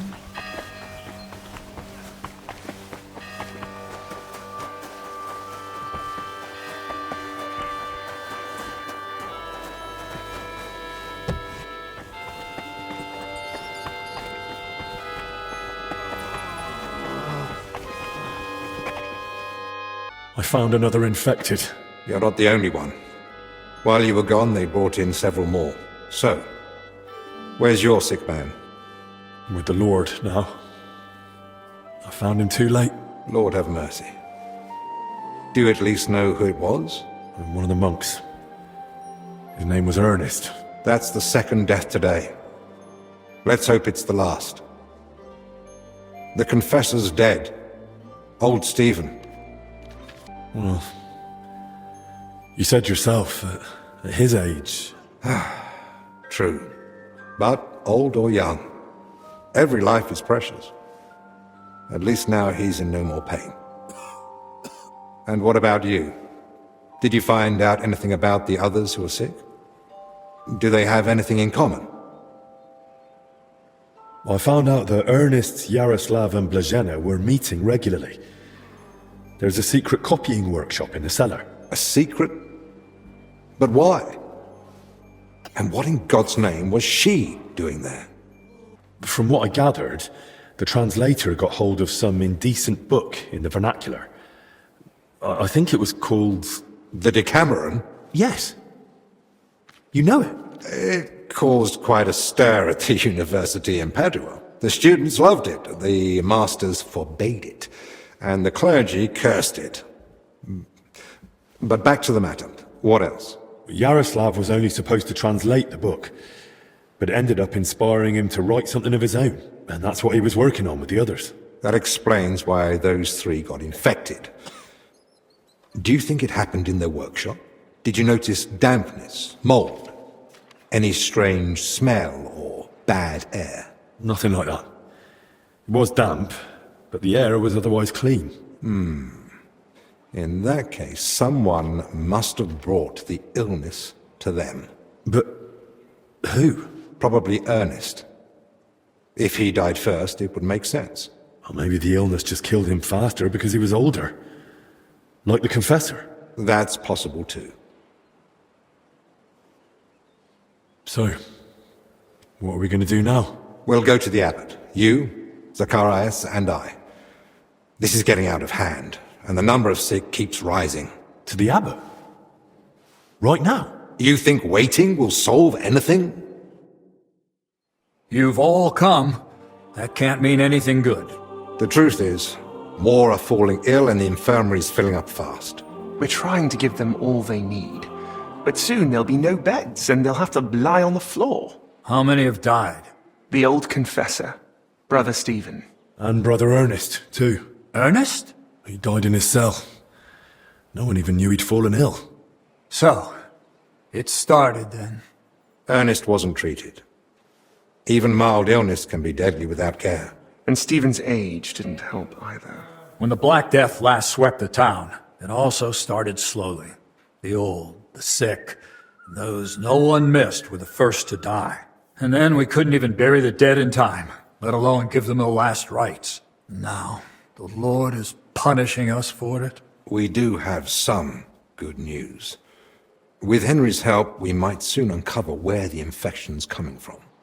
We know that Brother Yaroslav and that maid both met with Ernest, so the illness must have spread between them. They all met? Even the maid? Why? Well, I didn't mean they were all together at the same time. Just that both Yaroslav and Blazhena had encounters with Ernest. Why would a maid be meeting with Ernest? That makes no sense. Ernest never left the monastery grounds. He did, in fact, fairly often. He was one of the few allowed out for work reasons. Then they must have run into each other by chance, somewhere outside. Very well, then. Just breathing the same foul air as someone infected for a while puts you at risk. And since I found Ernest already dead, we believe he's the one who brought the sickness among the others. If he was the first to die, then he must have been the first to catch it, right? But where did he catch it? I don't know yet, Father. But I have certain suspicions. I found building plans in his cell. Looked like a floor plan of the church. That means nothing. Ernest oversaw all construction work in the monastery. And what had he been working on lately? He'd been supervising repairs in the church. A floor had collapsed above the crypt recently. He was assigning tasks to laborers and overseeing the work. Which crypt do you mean? Some important nobles are buried there. But most of all, it's the tomb of my predecessors. May their souls rest in peace. That might be the source of the foul air. The illness could have spread from the exposed crypt. I ought to go into the church and inspect everything thoroughly. Especially that crypt. That's not a good idea. If the illness is really spreading from there, no one should go in. I understand your concern, Zacharias. But Henry is right. At this point, it's just a supposition, and we must put it to the test. Enough! What nonsense is this? No one's going into that crypt. The disease is spreading. The infirmary is full. We've already got 2 dead. Father, I understand you're afraid, but... Afraid? I'm not afraid. I bear responsibility for the whole monastery, for every living soul. And it's my God-given duty to do everything I can to protect them from the plague. Father, wait. Just give us a day. 2 at most. I'll just find out where the sickness came from. You won't get another hour. The monastery is to be sealed. No one goes in, no one comes out. All the monks are to withdraw to their cells. What about us? You want to keep us here against our will? I don't want to, but I must. And at the same time, I humbly ask for your help. Believe me, you'll be repaid when the time is right. You came to me with a certain request. Help me, you may consider it granted. It's for the best, Albec. Even if it turns out not to be the plague, it's still a deadly illness, and we're within sight of the town. If it spreads to Kuttenberg, it'd be a disaster. I know. But as you wish. I'm sorry, Henry, but I'm afraid we have no choice. So the total lockdown is in effect inside the monastery, so no one is allowed to roam outside.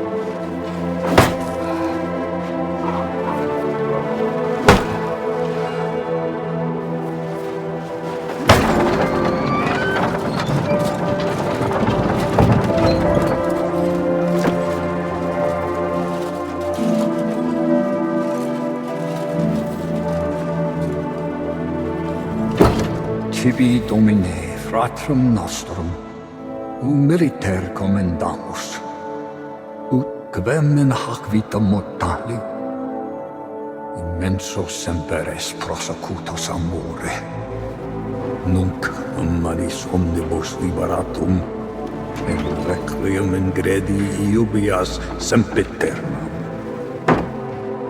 Tuam ergo clementium deprecamur, ut via prima iam transierunt, illum in paradisum tum begnine perducas, ubi neque luctus, neque clamor, neque dolor erit ultra. Sed pax et gaudium, cum filio tuo et spiritu sancto, in saecula saeculorum. Amen.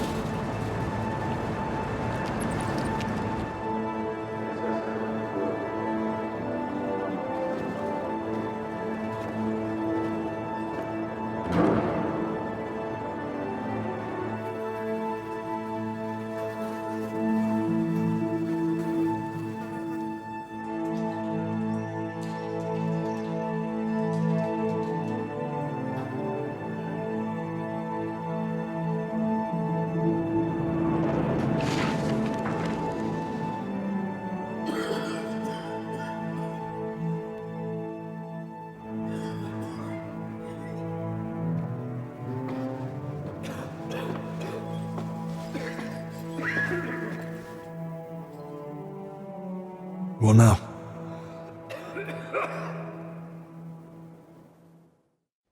This whole situation keeps getting worse. How am I meant to treat a disease I know almost nothing about? This can't end well. Then what do you suggest? The abbot's forbidden us from going anywhere outside the infirmary. Not only that, he's had the monastery gates shut. No one's allowed in. Or out. Ludolf's men are even patrolling the grounds. We're literally imprisoned. Still, something must be done. The beds are nearly full, and there's not endless space on the floor either. Henry, I know I've no right to ask this of you. If there's anything I can do to help, tell me. The sooner you manage to get this sickness under control, the better for everyone. Thank you. I appreciate that. Well now. And here you were acting like you'd been forced to take that assistant on against your will. Actually, that was the case. But let's get to the point. Search the church crypt. If there's a plague grave down there, uncovered by that collapse, then at least we'll know for sure. But surely no one would have buried plague victims there. That's where the abbot's tombs are. I'm not looking to confirm it. On the contrary, I want to rule it out. I still don't believe we're dealing with plague. I'll stay here and tend to the sick. Let me assist you, friend.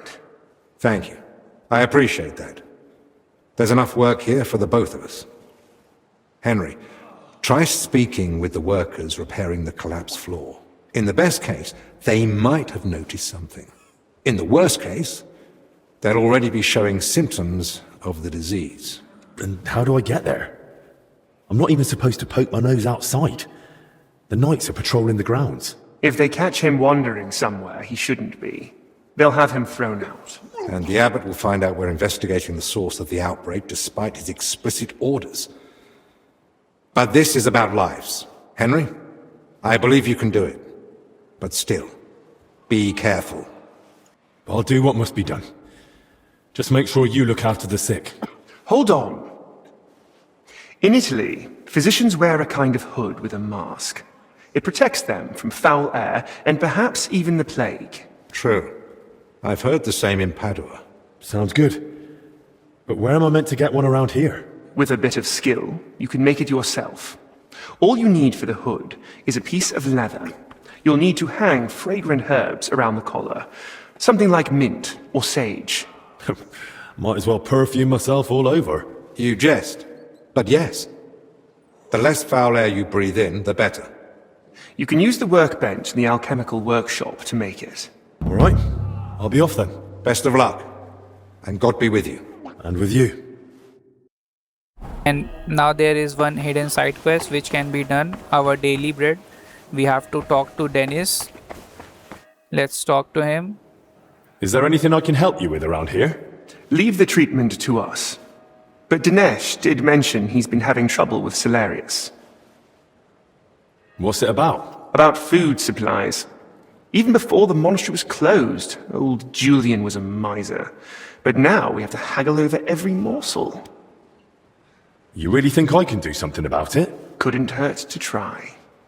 Go and speak to Dinesh. He'll explain what's what.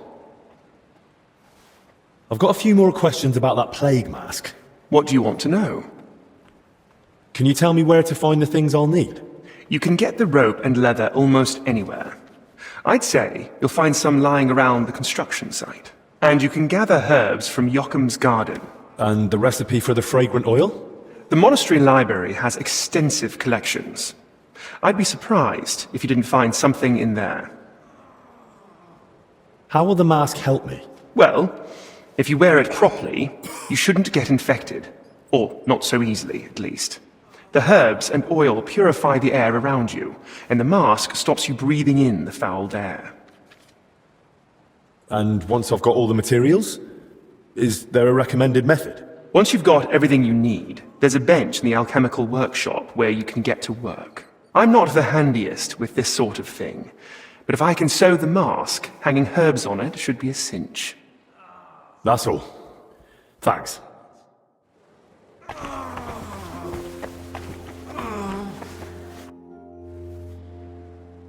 I heard you've been having some trouble getting supplies for the infirmary. That's right. Old Julian seems to think the sick can live on decoctions and ointments. We get nothing but scraps. Well, maybe I could try speaking to the Salarius myself and see if I can, persuade him. I won't stop you, but I've tried everything I could think of. What's your plan? Try to persuade him. He's bound to respond to something. That old man only hears what he wants. But good luck.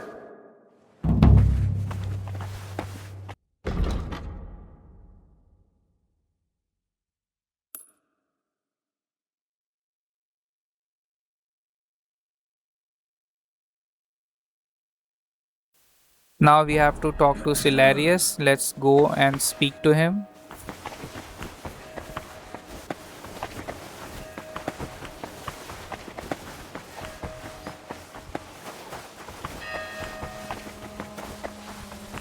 I'll have to watch out for those patrolling knights.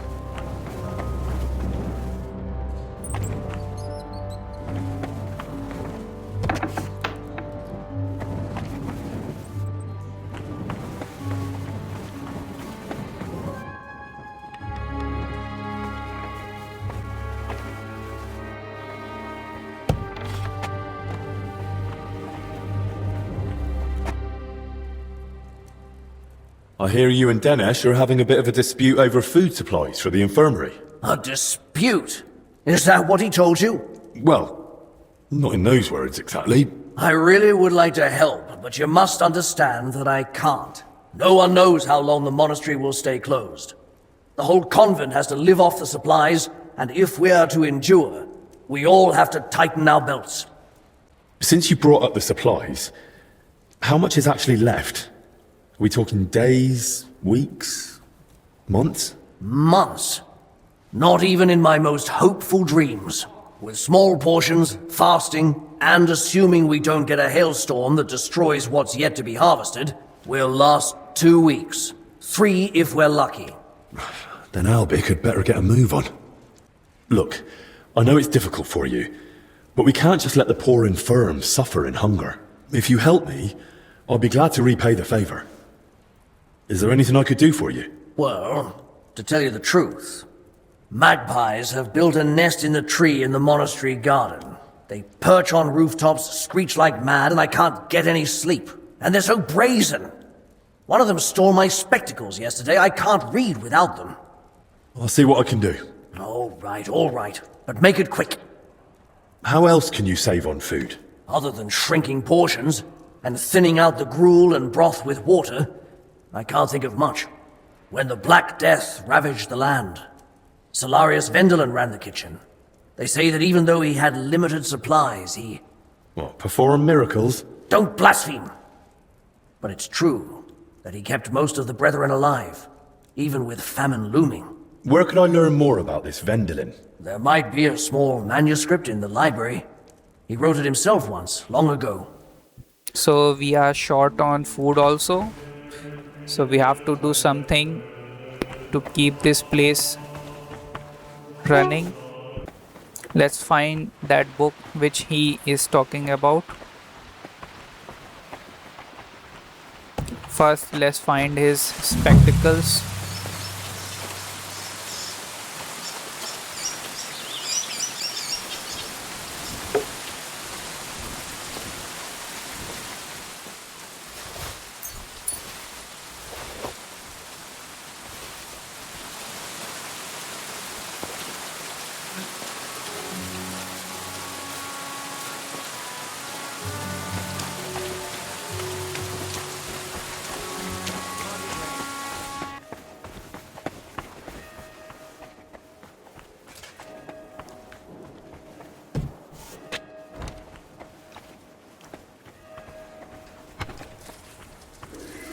I'm sorry.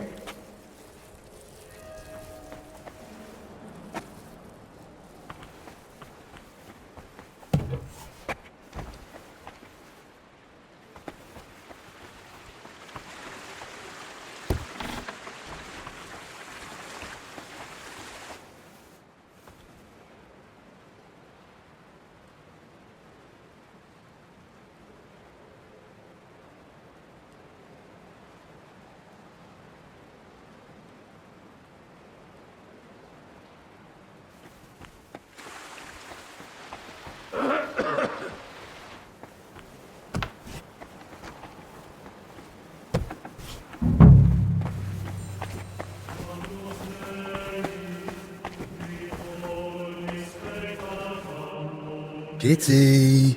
Kitty! This damn rain. Forgive the intrusion, Brother Librarian. An apology will not spare us this dreadful illness, but obeying the abbot's orders might. Haven't you heard them? I moved in here so I could continue my work and keep the mandated solitude. So leave me in its safe embrace and go away. I understand, but I've come on an urgent matter. And I'm urgently asking you to leave me be. I don't want to catch the illness and stand before the Lord. Not yet. I'll help you protect yourself from the illness, more or less. Will you hear me out then? You know how to protect yourself? Tell me. To fight the illness, it's important to purify the air. For that, herbs may suffice. Really? That'll do it? Not entirely, but it helps greatly. And that's the best that can be done here. And which herbs are they? Mint and sage. And it's best if you tie them into a pouch to wear around your neck. This is also a hidden side quest because Librarian Crispin is afraid that he might also catch that First, bring me plague. those herbs, please. So he needs Until then, you some have no business here. mint and sage. I Here are the already herbs I have promised, one, brother. Keep them on you. so I will just give it to him. Thank you. Truly. May I ask you a favor then? But please, keep it brief. Brother Librarian, I need your help. What is it? This might sound odd, but do you have that book where I could find a recipe for aromatic oil? My answer may sound even odder. I do. It's on the stand over there. One of my brothers was searching for a recipe, an oil for hardened heels, from working out in our garden. Perhaps it will be of use to you as well.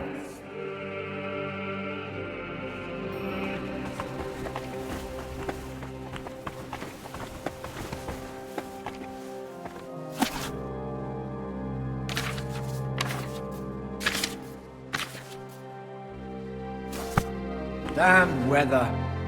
Now we have the recipe of the aromatic oil. Now we just have to brew. I already have all the ingredients, and this is the Crayfish, book The Poor that Man's Salmon by Silarius Silarius was Vendelin. talking about. Ah, this must be what Let's Julian eat was it. talking about. It might come in handy.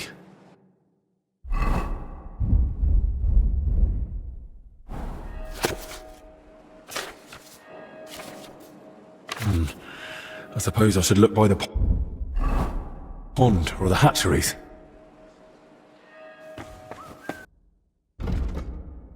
So now we have to catch the crayfish. Let's go and catch some crayfish in the nearby pond.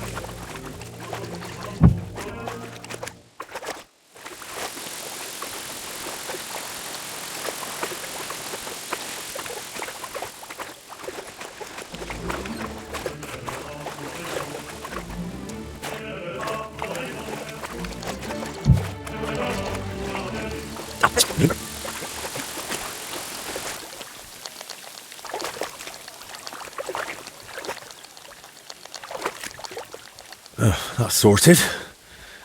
But maybe I'll find a few more here.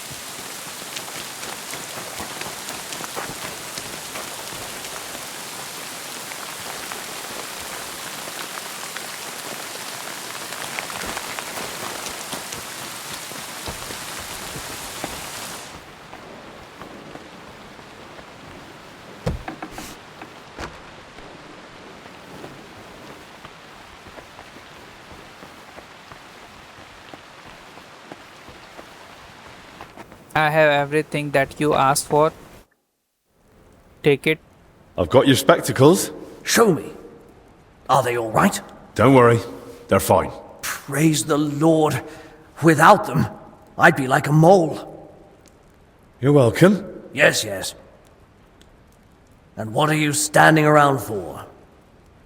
You're going to want something in return for that little favor, aren't you? You said you consider giving the infirmary a larger food share. Did I say that? Aye. In return for bringing back your spectacles from the magpie nest I had to knock down.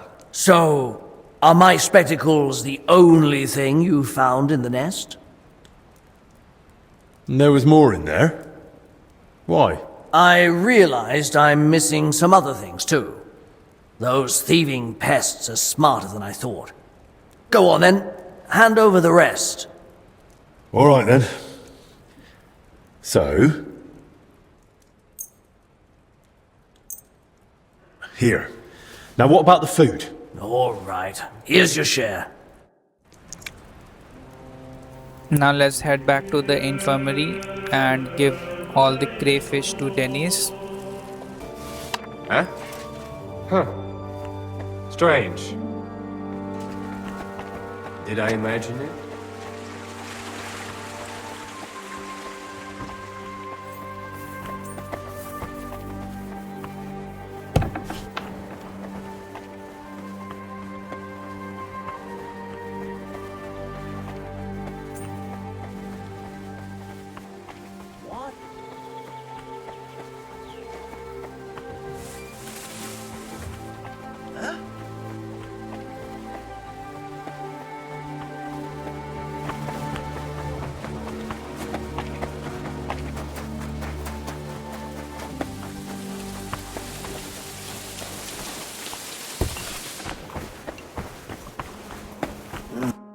I found this book in the scriptorium. Something tells me you might find it useful. What book? Let me see. It was written by the former Salarius, Vendelin. He saved the monastery from famine by cooking the local crayfish. When you don't have salmon, throw in a crayfish. Makes sense to me. That's just what Vendelin wrote. A well-prepared crayfish tastes better than most fish. I suppose it's better than starving to death. Anyway, thanks. I got more food for the infirmary. Should I ask how you managed it? Let's just say I found a source of food no one here is making use of. Don't tell me you scraped it off the dung heap. Don't worry. They're as fresh as can be. Prime crayfish. Straight from the pond. You caught crayfish? Here? Is that worse than starving? Not at all. Let's have it then. My word. Where'd you get all that? Is there anything left for the rest of the monastery? Doesn't matter. True enough. This place needs it most anyway. Tell me something about yourself. What do you want to know? Where are you from? I was born in Zadar. That is in Dalmatia by the sea. I grew up at my uncle Stjepan Latkovich's court. Until recently, he governed a huge estate in central Croatia, Dalmatia, and Slavonia. Until recently? After an unfortunate event, our lands and properties went to Sigismund's father-in-law, Hermann of Scilly. What do you mean by unfortunate event? The one that cost you your properties? It was a little misunderstanding, which became known as the Bloody Sabor of Krzewcy. Sabor? An assembly of the foremost representatives of nobility and political power in the country. And at this particular assembly, King Sigismund had my uncle, along with most of his people, killed. Why did Sigismund do that? He was still bitter about Nicopolis. But what really angered him was my uncle's support for Ladislaus of Naples. He had long had his eyes set on the throne of Hungary, so you can imagine the king was not pleased. Don't you want to take revenge? Alone? Against the entire Holy Empire? I am no madman, unlike my uncle. He paid for betrayal with his life. Our entire family lost everything. Our properties, our standing, our power, our future. And I want to fix it. I wear black as a sign of shame for my family. I will not wear anything else until I regain the king's trust. Are you sure you can accomplish that in one lifetime? Worst comes worst, I'll die in black too. At least it is suited for the grave. Not that I know many people from Dalmatia, but your name sounds more Hungarian. That is on purpose. The name Lachkovich is not exactly favored at Sigismund's court, so I have learned to use the Hungarian variant. How did you end up in Zacharias' service? I used to serve several important courtiers. I must have made an impression on Master Zacharias because he requested my service specifically. King Sigismund readily agreed, and so it will be 2 years now that I've been serving him.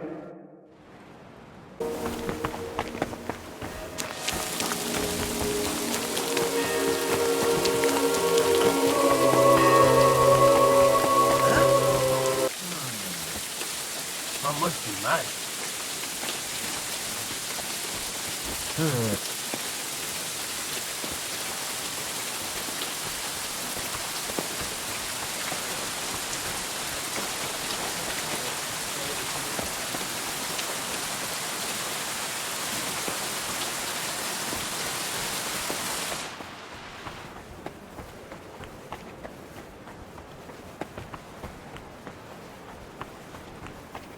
There is also one hidden side quest here. Let's do this.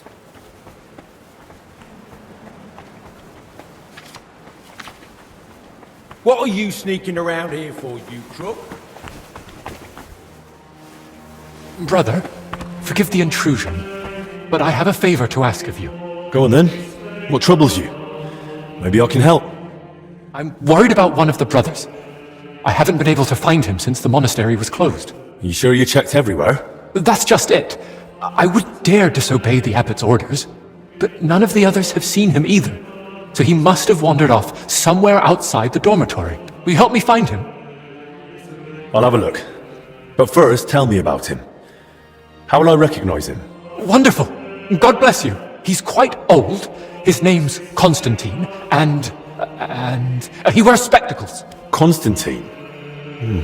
That name doesn't ring a bell. Do you have any idea where he might be? Any favourite place of his? The church is closed now, so he's probably not there, unless... He does like to spend time in the garden, tending the flower beds, caring for the herbs. In fact, he spends a surprising amount of time there. He might be there now. Then I'll look in the garden first. Bit of fresh air will do me good. Besides you, would you say he's friends with anyone else in the monastery? Well, perhaps Joachim, our herbalist, might know something about him. He's got a hut in the garden. Try asking him. All right. I think I know all I need.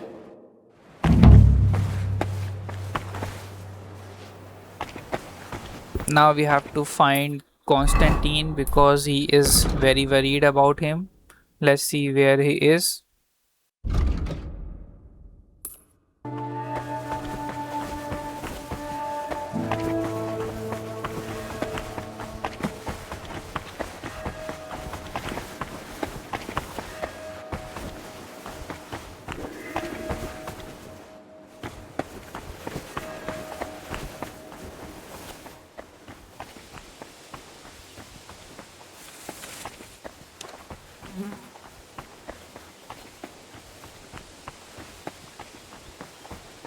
Hey?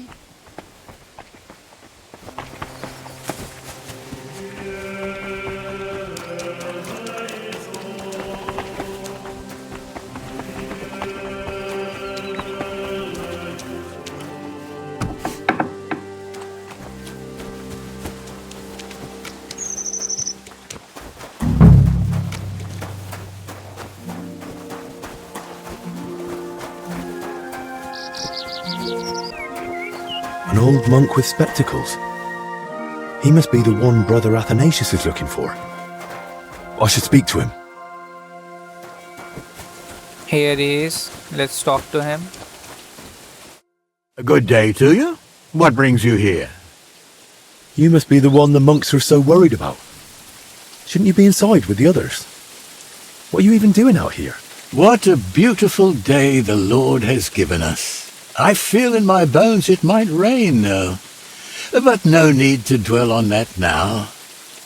Why aren't you with the other monks? Ah, it's beautiful here. The birds don't sing like they used to, but at least I can still watch them. Don't you wish you could fly too? Soaring on the wind and gazing upon the wonders of the world. What are you doing here in the garden? You know, people often don't cherish the simple gifts life offers. At least not until they lose them. But why shouldn't one rejoice in each day and share that joy with others? Just look. The roses, for instance. Such splendor. I planted them here myself, years ago. What? Are you even listening to me? I'm asking why you're not inside. I heard you. Well? You're asking what I'm doing in the garden. Just look around. Where else could I wish to be in this very moment? Inside? Because there's a contagious illness roaming around? Look at me. What could some illness possibly take from old Brother Constantine? Did you know Brother Athanasius is looking for you? He can't leave the dormitory, so he asked me to find you. He doesn't know what happened to you. Athanasius? Yes, I suspected my absence wouldn't escape him. He's a good lad. Perhaps I should have said something before I left. And now he's worried about me, needlessly. Will you tell him that he shouldn't worry about me? If it matters so much that Athanasius isn't worried about you, wouldn't it be better to just go back yourself? You're probably right. Perhaps I acted rashly. I'll return to the dormitory. Till we meet again.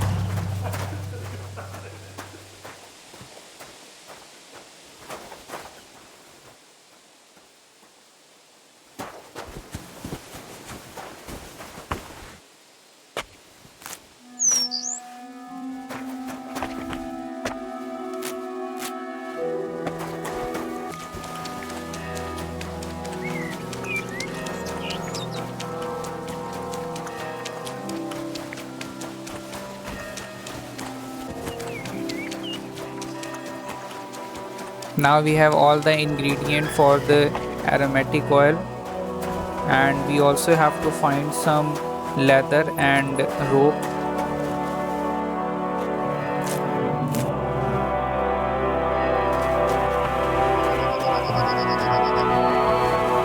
Leather can be found in the tents of the worker. Let's go there.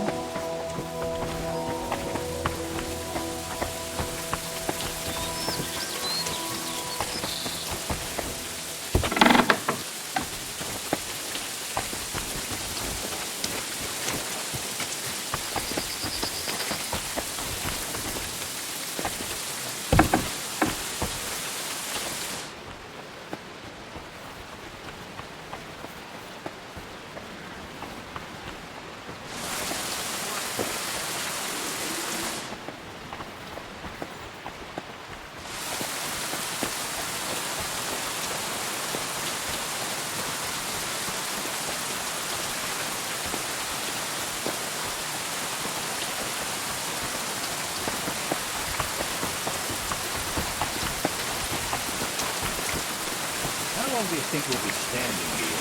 As long as God's willing.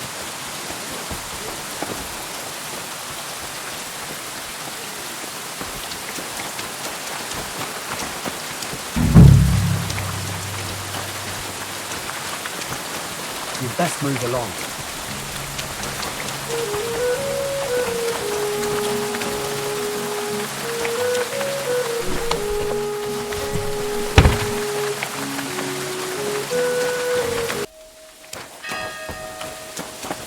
Now inside the church we can get the rope. So let's get some rope.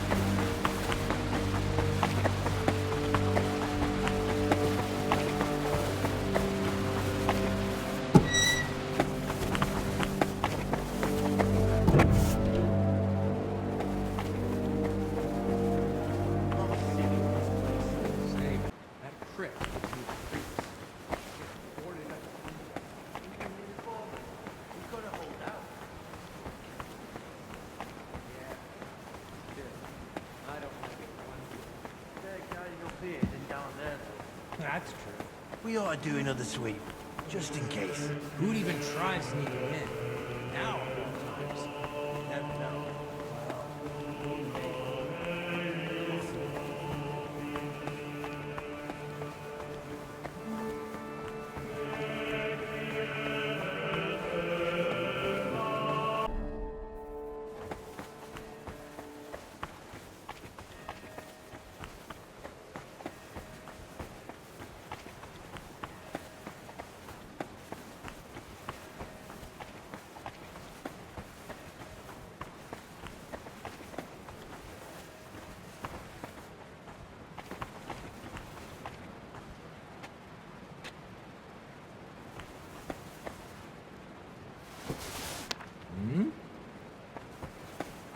I heard something.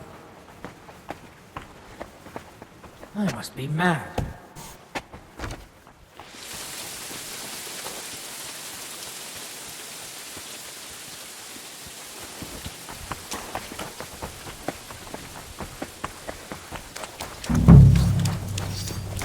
You're not sup... I'd like to ask you something. Look, I don't want to meddle in anything. Go and ask Loiser over there. I wish you a blessed evening.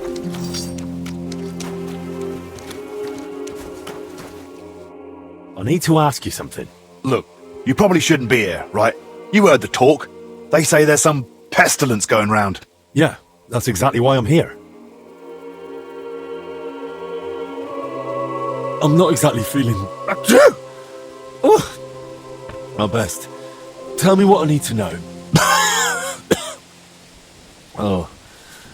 And I'll be off. Christ almighty! What do you want to know? I'll tell you anything, just don't come any closer. Have you noticed anything odd lately? Suspicious? What, during work? We're at it from dusk till dawn. No time to be watching what's going on. Sure, but while you're working, you must hear a thing or two. You know how folk chatter while they work. Well, I suppose there are two groups of workers here. Us lot working above ground, and another lot working down in the crypt. We don't talk to each other much. Why not? They're a right bunch of bastards. Maybe because they've been at it longer than us. They hardly ever come up before we knock off. Some of them probably even sleep down there. Ugh. Why are there two crews here? We take care of everything above ground. They're dealing with that collapse into the crypt.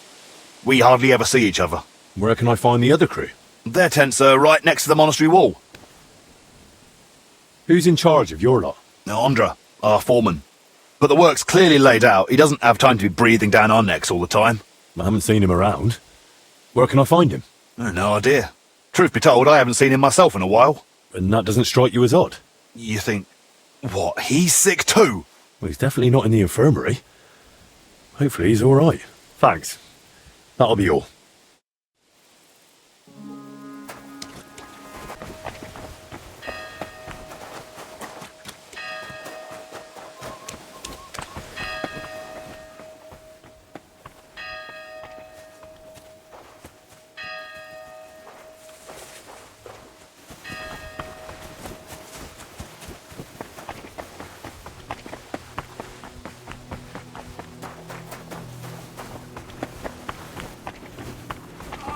Let's move along.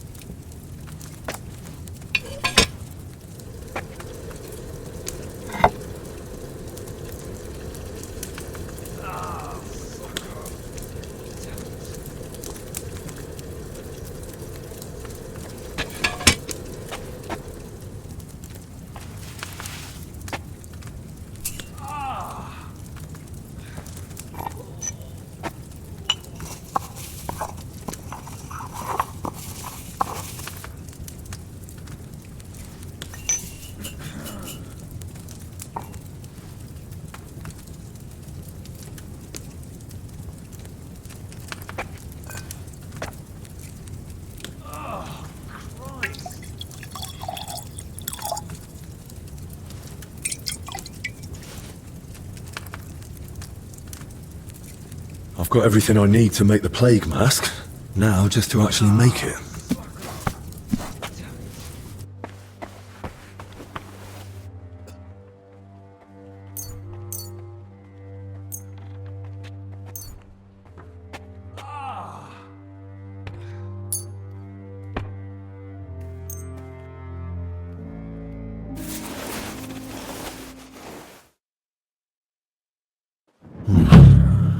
I hope this works.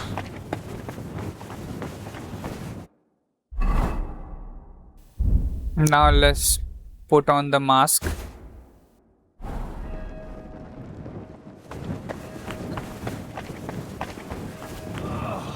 Oh no. Maddie, you poor thing. Wasn't one illness enough for you? Now let's go to the crypt and see what's in there.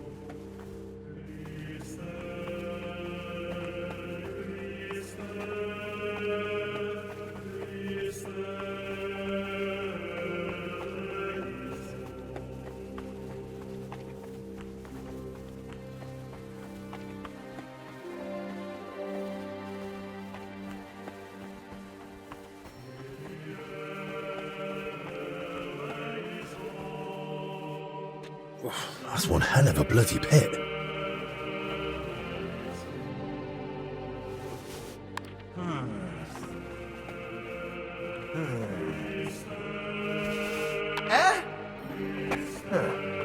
Strange.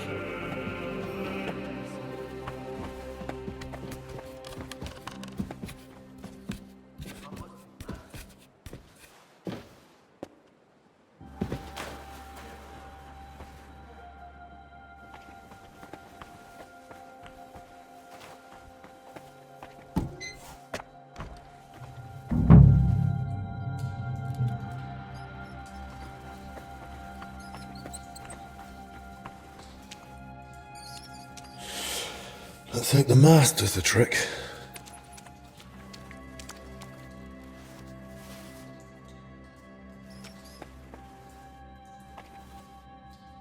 A map of the underground.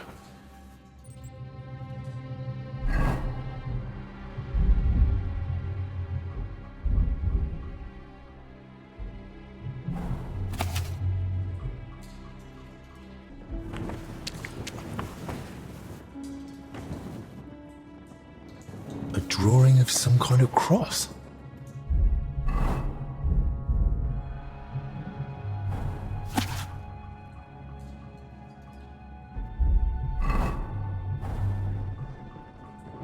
were robbing the graves.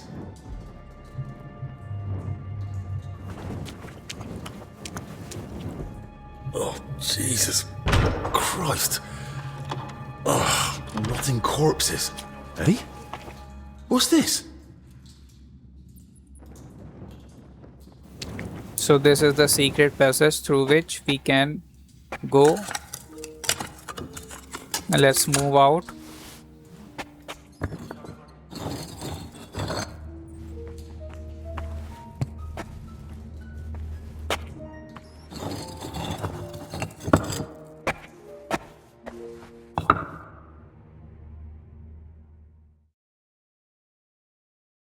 This crypt carries on.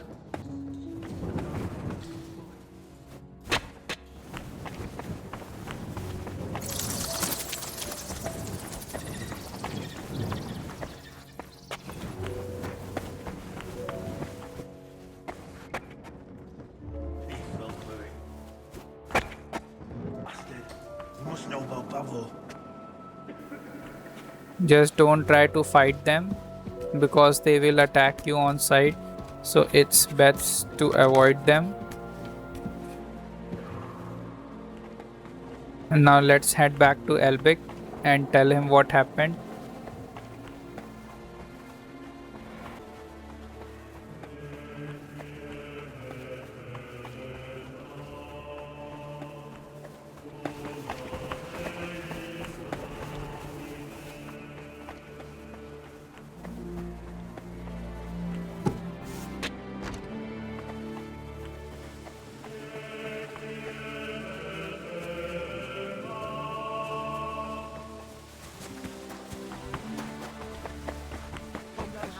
Good day to you.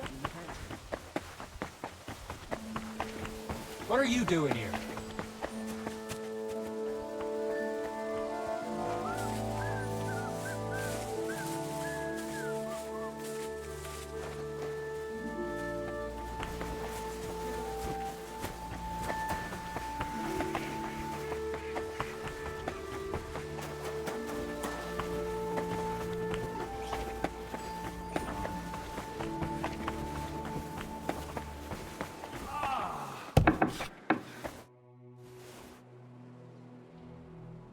Christ, Albic! What happened? Are you alright? I am, yes.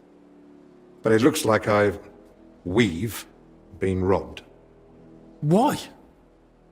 And who did it, for Christ's sake? Gentlemen, please, keep it down. You're disturbing the patients. For God's sake, what happened here? What a mess. What do you think? Someone was clearly looking for something. But there's nothing of value here. Well, actually... Albic! You brought them here? What were you thinking? And was I supposed to leave them unsupervised? And? Were they stolen? Thank the Lord, no. I still had them on me. Can someone tell me what exactly was nearly stolen? As you know, Henry, I spent a good part of my life at King Wenceslas's court, tending to his health. Thanks to that, I learned much about his private life, what ailed him, how and when he got injured, and what treatments I used. I recorded all my findings and methods, partly in case anyone cast doubts on them, and partly for others to copy, if necessary. If these detailed records were to fall into the wrong hands, I dare not imagine the consequences. Plenty of folk would pay handsomely for them. Or tried to steal them for that very reason. Who could have got in and made such a mess? I was busy tending the sick. I noticed nothing. Nor did I, I'm afraid. There's work here for 3 more physicians. That actually made it quite easy for the culprit. But we still don't know who to suspect. Surely you realize the abbot himself might be interested in those records. Father Jan? Nonsense. We've known each other for years. Not quite well enough. When he heard you were coming, he was pressing me to persuade you to let him read them. But that's out of the question. Absolutely not. That's exactly what I told him. The look on his face. If looks could kill, I'd be dead. How did he even hear about them? Their existence is no secret. Even King Sigismund mentioned them to me once or twice. And if he ever said anything in front of the abbot... And the thief waited until the monastery was closed? So, Albic isn't leaving. Even if he wanted to. Let's not jump to conclusions. And don't start pointing fingers. Henry, go and ask Brother Benedict and Dinesh in the infirmary if they noticed anything. Maybe we'll get lucky. All right, then. I'll return to my patients and pretend nothing's amiss. No need to alarm them over this. Right. Agreed. Everything's upside down. The lock's not damaged. Someone had the key. Let's talk to Dennis and Benedict and see if they know who did this. Fuck! What are you doing here? Did you see anyone go in or out of our room? I'm not sure. I think I saw a monk go in. I couldn't say who. A monk? You mean Benedict? No, it wasn't him. But hard to say. Damn it, why do they all look the same in here? It's not exactly helpful, I know. Any idea when that was? Roughly an hour ago, maybe 2. Has something happened? Damn it. Never mind. Better if you ask Zacharias.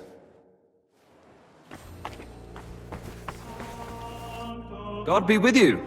What do you need?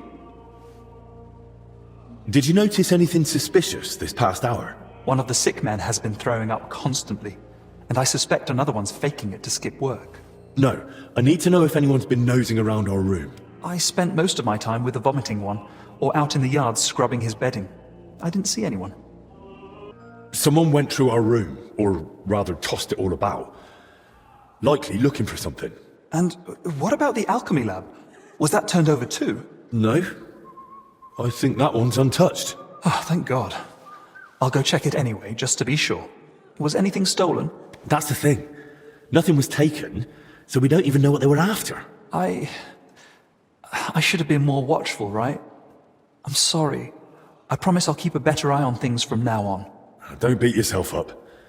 It's not your fault. God be with you.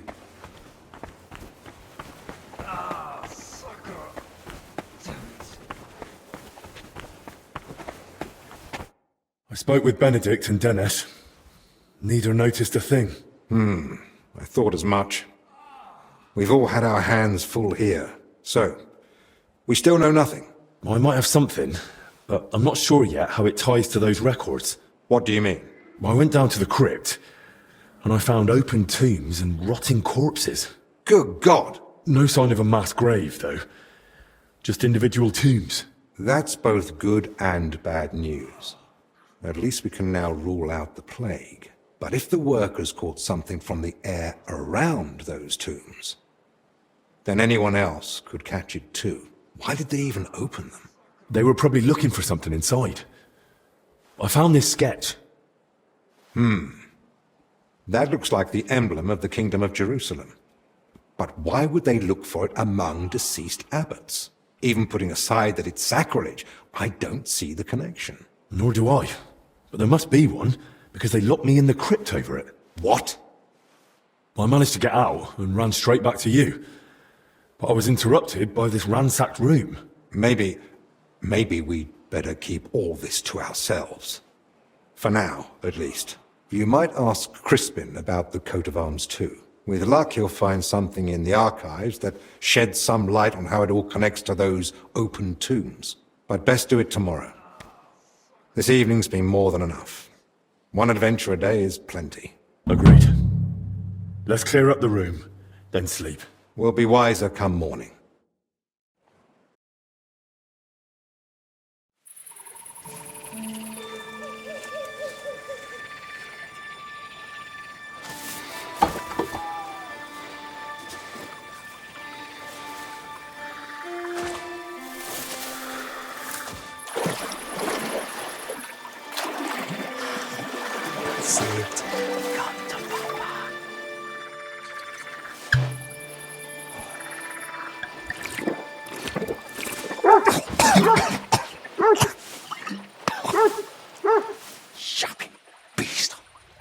its arse. You stop that, Christ!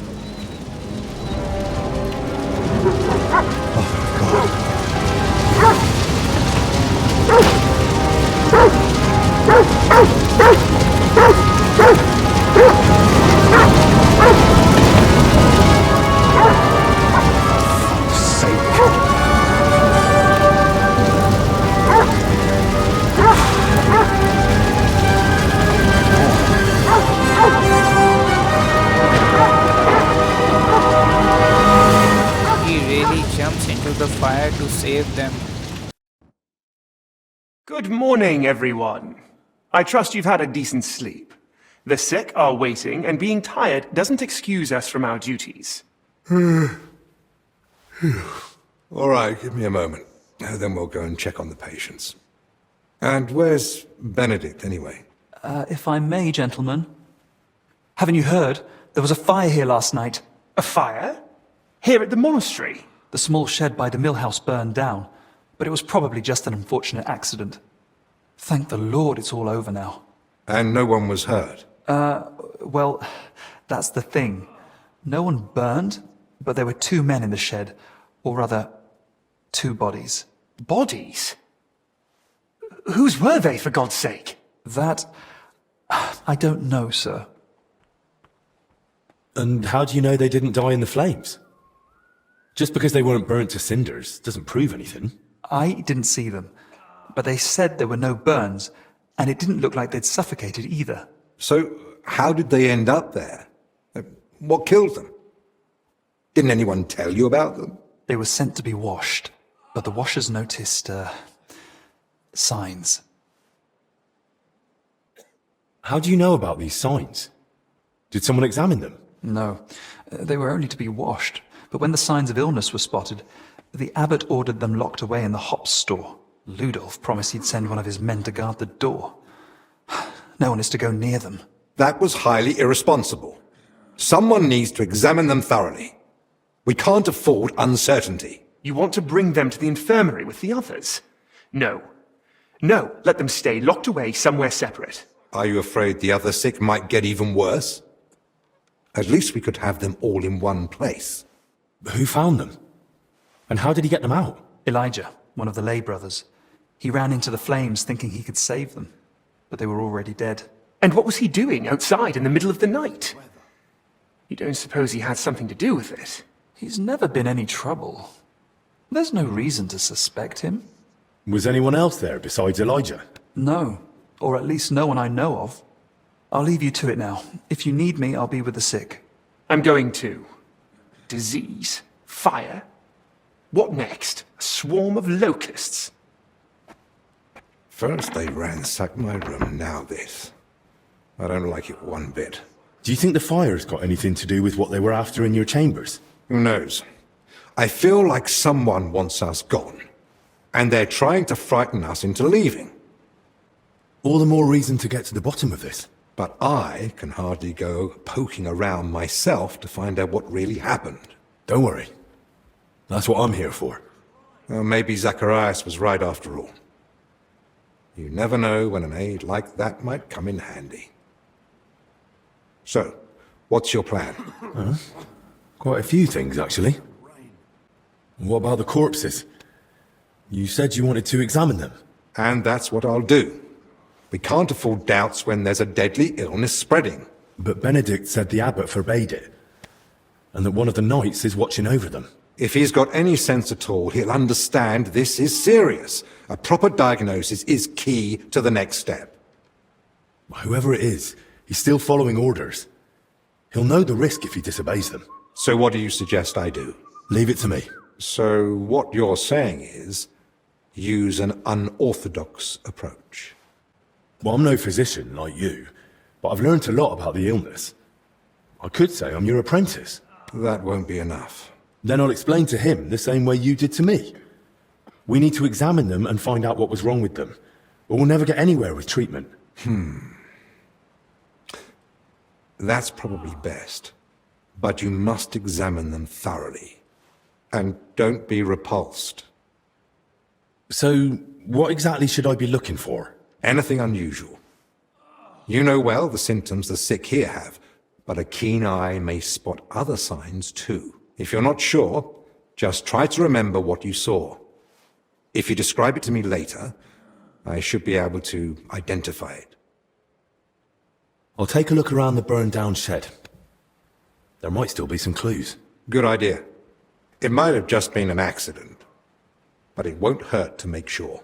I should probably speak with the lay brother who pulled the bodies out of the flames. Elijah, right? But be gentle. No one should have to go through what he did last night. I can't think of anything else. Nor can I.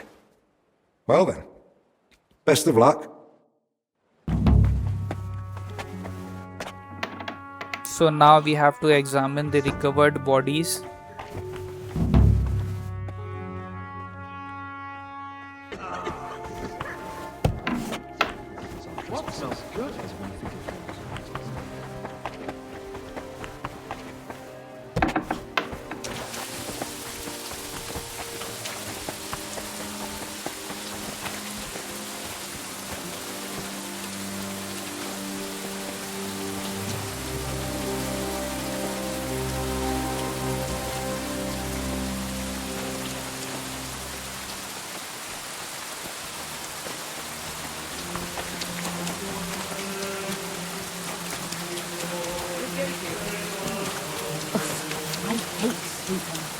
You're not supposed to be here.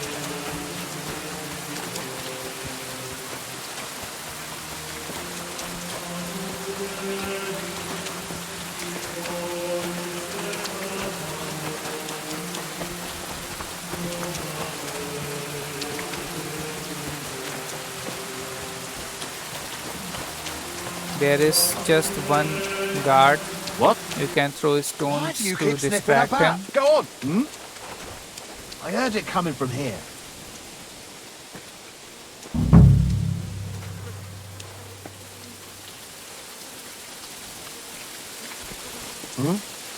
What was that? I heard it here. Did I imagine it?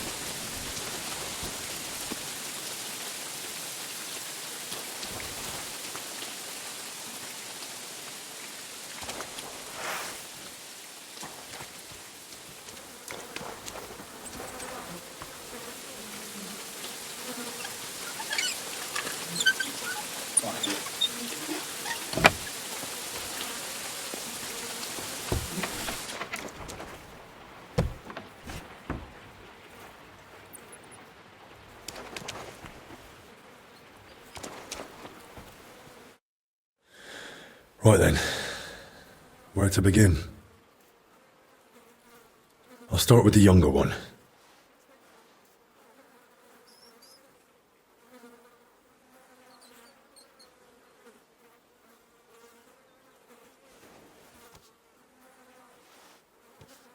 Muscle stiff, but the body looks supple. What's that in his hair?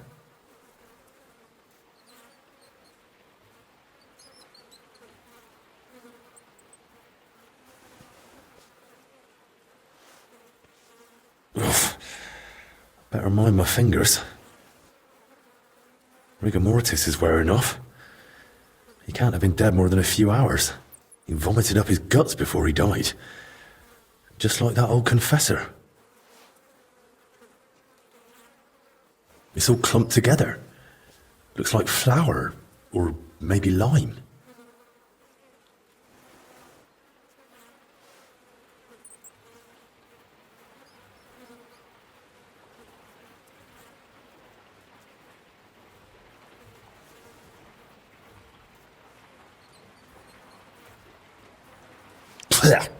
Yeah, it's flour. Ugh.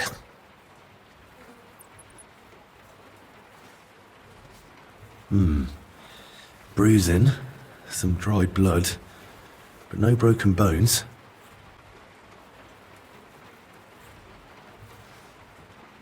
He's young, but his hands are a mess. Covered in scars, nails broken, looks like hard labour. And 2 workers did go missing. That can't be a coincidence. These bruises are odd. Regular. Almost perfectly circular. Looks like cupping marks. Someone might have tried to ease a fever or pain.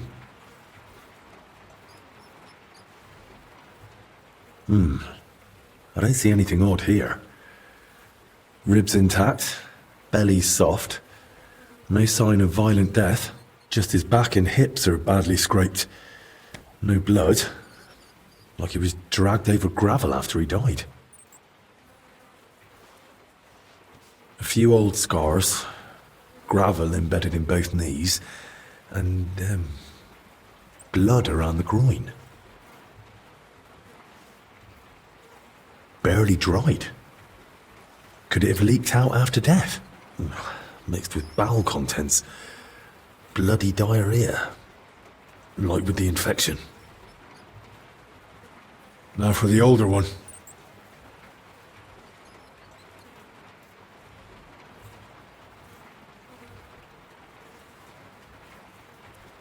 Pale. Sunken eyes. Missing some teeth, though that might just be age. But that hole in his head is someone's doing. Small, round, clean, like it was drilled. I've heard of that method before, used in cases of unbearable headache or seizures. But who tried that outside the infirmary?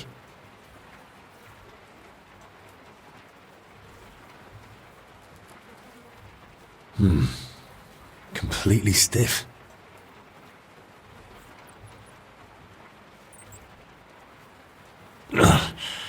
Clenched tight. Like he was ready for a fight. Rigor mortis well advanced. Died long before the fire. Skin's badly scratched. And there's a thorn stuck here. Maybe a rose? Stiff as a board. But no broken bones. Back and shoulders all scratched up. Like he was dragged through brambles. And around his neck and chest he's got red blotches on the skin. Those blotches look familiar. They're a bit like the ones on that old confessor. Looks like this poor wretch caught the same thing. Knees are scraped and scarred. He must have worked hard in his life. Well, what's clear is they didn't die in that burning hut. More likely they succumbed to the infection spreading in the monastery. The symptoms matched perfectly. Either way, it wasn't a cold-blooded murder. Someone tried to treat them, brutally, but still. And it didn't work. Someone must have hauled the bodies into that shed. And it left marks on them. It might be possible to trace where they came from. So they both were suffering from the same illness. And they were dead before their shed was set on fire. So let's find out what killed him or who killed him.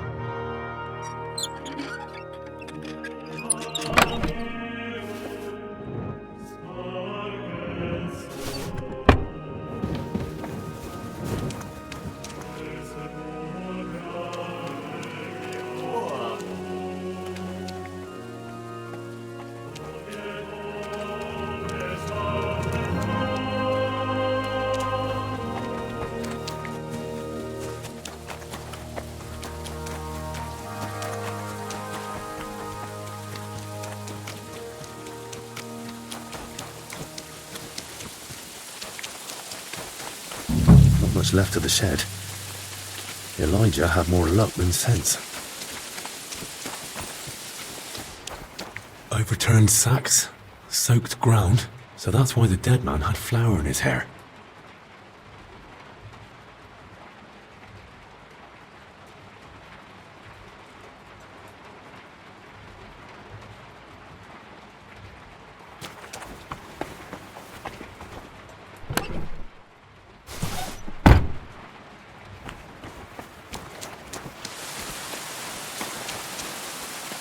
torch? Damn, this wasn't an accident. Someone torched the shed to cover their tracks. At least this grill is here. Rough cloth, badly charred, and bits of leather. Probably used as knee protection for work. Oil. Burns like the devil. No wonder there's barely anything left of the shed.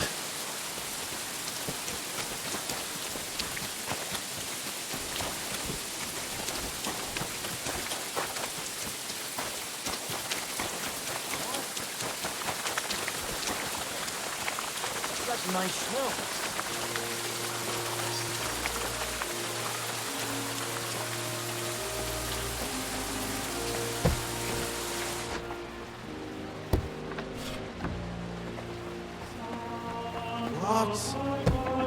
Hey, get out of here!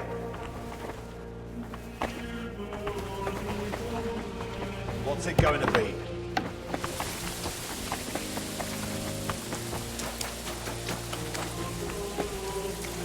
Hey, get out of here!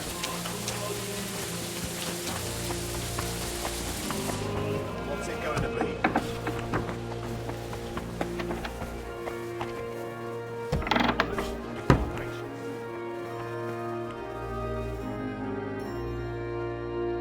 I've lost my patience. I'll find you, don't you worry.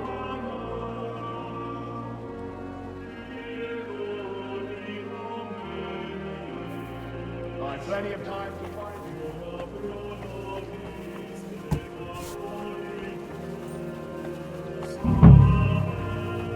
Saint Wenceslas, King of Bohemia. Mother Mary, do you say full of with grace. Let's talk to him and see what he has to say. I need to speak with Elijah. Do you know what's up with him? Try the cellar. I caught sight of him sneaking down there this morning. If you saw him, he didn't sneak all that well, did he? Exactly. He made quite a racket doing it. Till we meet again.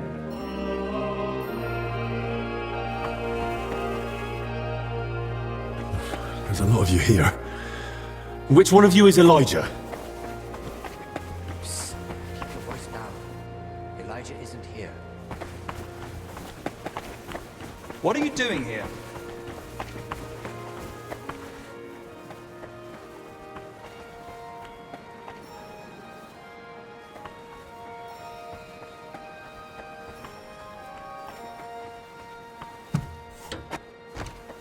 What's that pleasant scent?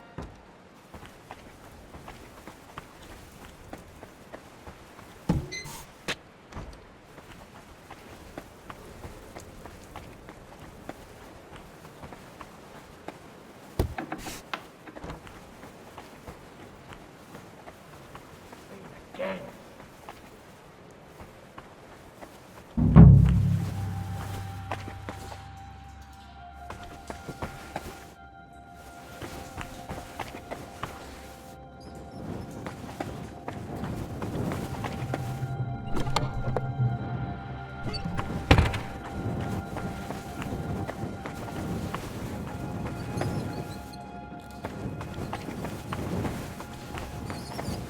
What are you doing here? You're Elijah, right? What are you doing here? What do you think? Hiding and hoping everyone leaves me alone. I don't want to talk to anyone anymore. I get it. You don't want to remember. I've seen some nasty things too. But sometimes it helps to talk to someone. It's definitely better than drowning your wits in schnapps. Well, all right. What do you want to know?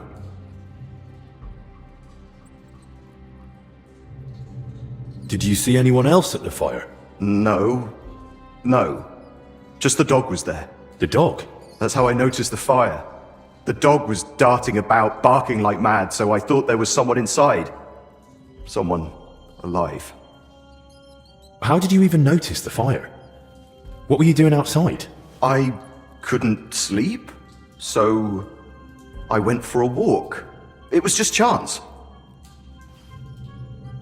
Just chance? You sure? I don't think the abbot would be happy about folk wandering around at night. So what if I took a little walk? You sure you weren't sneaking off somewhere for a drink? You seem smart enough not to keep your booze where someone might find it. I bet you've got a nice little stash, eh? All right. Maybe I did head off to the back pond for a nightcap. I heard a dog barking like mad, so I went to see what was going on. I should have just kept out of it. When you dragged out those two bodies, what did you do then?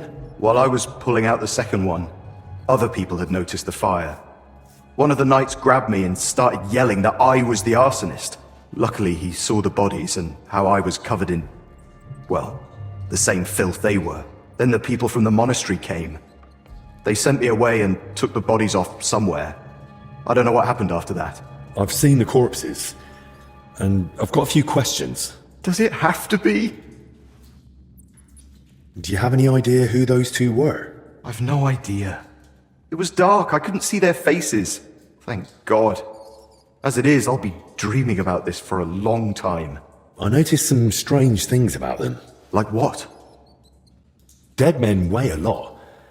How did you even get them out of the burning shed? On my back? Like carrying a sack. Why? Their backs were badly scraped, so I thought maybe you dragged them by the legs or something. That must have happened before. Maybe when someone dragged them in. It looks like they died of the same illness that's spreading through the monastery infirmary. Christ! And I touched them. But I feel fine. So far. You'd best go and see Brother Benedict. He'll examine you, and at least clean up those burns. All right then. They had something white left in their hair, like lime or flour. Lime's used by the workers on the building site, and the mills just nearby. But how it got in their hair, I've no idea. Thanks. I'll leave you be now. Wait, I've no idea what to do with myself. I thought I'd finally do something right for once in my life. And how did I end up? Covered in shit, face burned, and humiliated. I'd rather never step outside the door again. What are you on about? You acted like a hero. Hardly. I'm a coward and a drunk. Who ran into the flames to save his fellow man. Aye. And what did it get me? If not for you, they'd have burned to ash and wouldn't even have a decent burial. This way they can pass on with dignity. So stop feeling sorry for yourself and be a bit proud. All right? Right. Thanks. So he really did his best to save them, but he doesn't know that they were already dead. What's that pleasant scent?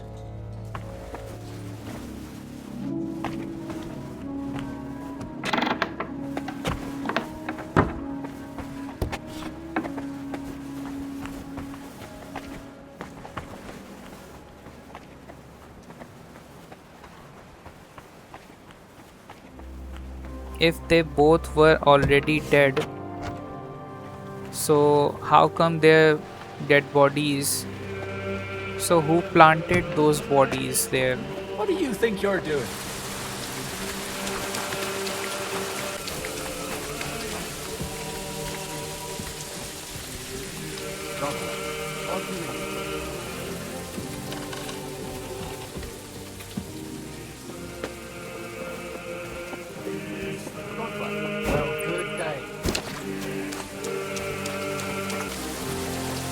That's one deep rut.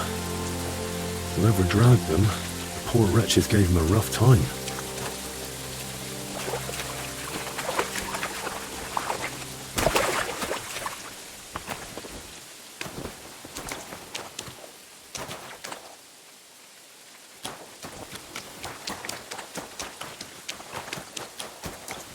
So now let's search the area.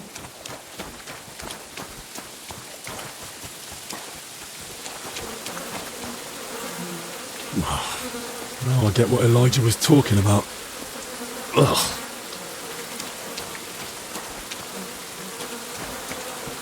Ugh. That's disgusting. But there's no other way.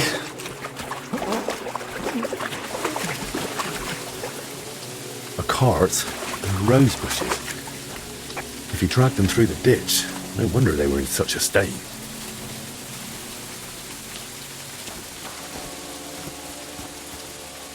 Wheel tracks.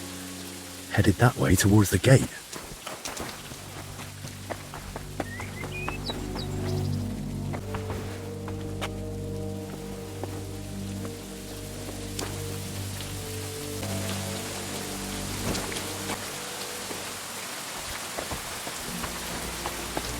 The tracks are clear. That cart was bloody heavy.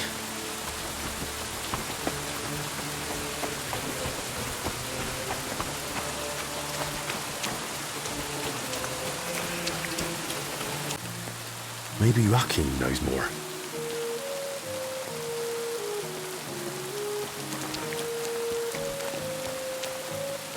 Poor beast. Who did this to you?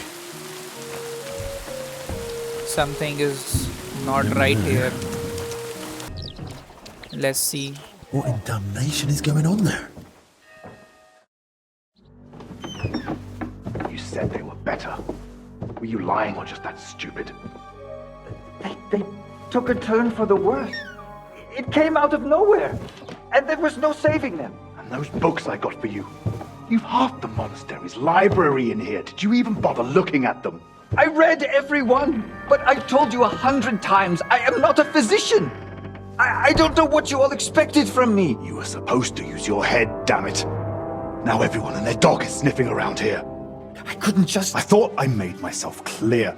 They stay here, you don't leave, and nobody must know a thing. But what was I supposed to do? Your master... Provided you with everything you needed, and paid you generously. Or am I wrong? What about that fire? Were you just covering your ass, or planning to rat on us too? They were infected. For the sake of everyone in the monastery, I did what had to be done. Doing what has to be done. For everyone's sake. Dennis!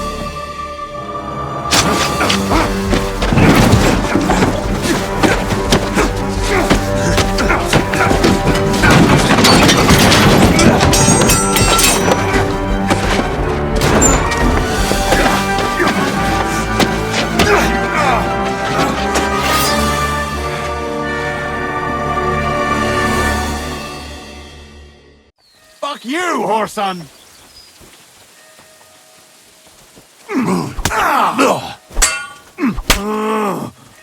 You won't say...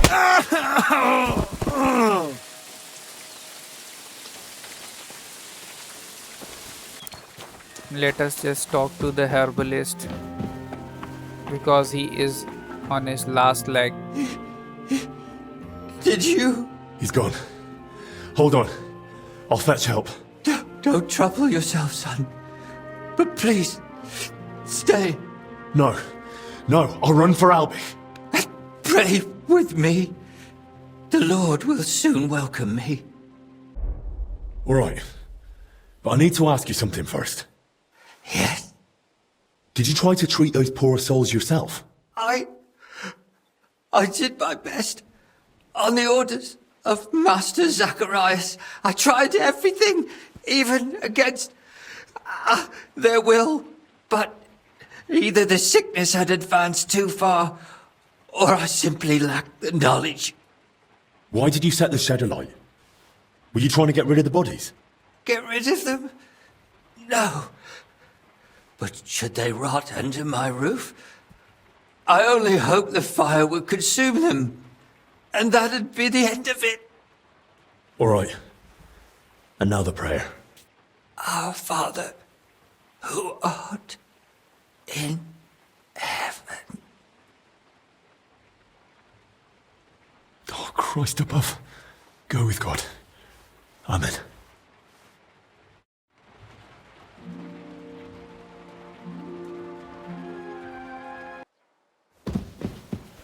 Now let's head back to the infirmary and tell Albig everything.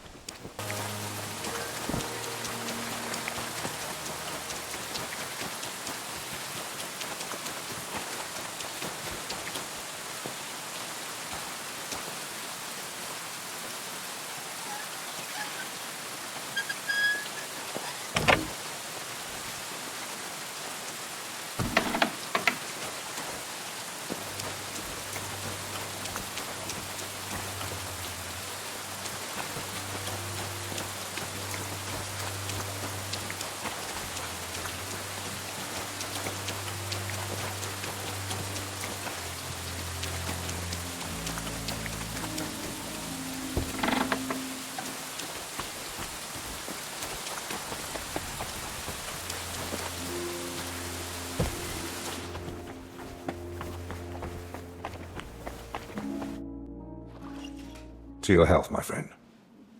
Hopefully the worst is behind us. May not a drop go to waste.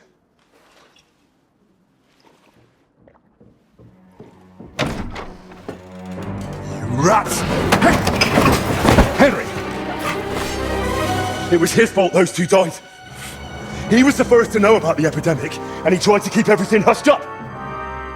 He blackmailed the herbalist to hide them and treat them at his place. And when those bodies were found, what did he do? He sent that lackey of his to get rid of him. Euachemes. Dead. And that Dinesh of yours too. So now you kill me. Give me just one more reason.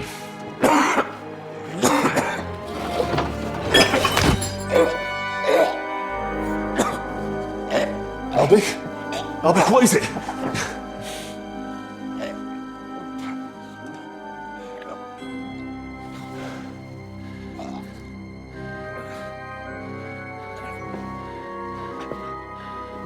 If I were you, I'd hold back a while. For everyone's sake. You poisoned him? Why? Calm down. He's still breathing. What do you mean, still? Whether he survives is up to you, and whether you're finally willing to cooperate. I thought you and Albik were friends. He never did anything to deserve this. Albik may not realize it, but half his shining reputation is thanks to me. Next to someone young and inexperienced, it's easy to look like a master. You saw it yourself. Even the Right Reverend didn't trust me. Me, royal physician to King Sigismund. But once Master Albik showed up, suddenly everything was different. And all he had to do was repeat the same things I'd already said. So you only pretended to be his friend? All the while you looked down on him? You're mad. You want me to help you? Now, after all this? If you're looking for someone to blame, try yourself. None of this would have happened if you hadn't kept getting in my way. Don't try that on me. Speak, traitor. What do you want from me? I want Albik's closely guarded records on the treatment of King Venceslas. What? Why? Don't play dumb. Albik spent a lot of time with him. I want to know what he wrote down. So, it was you who turned our chamber upside down? Me?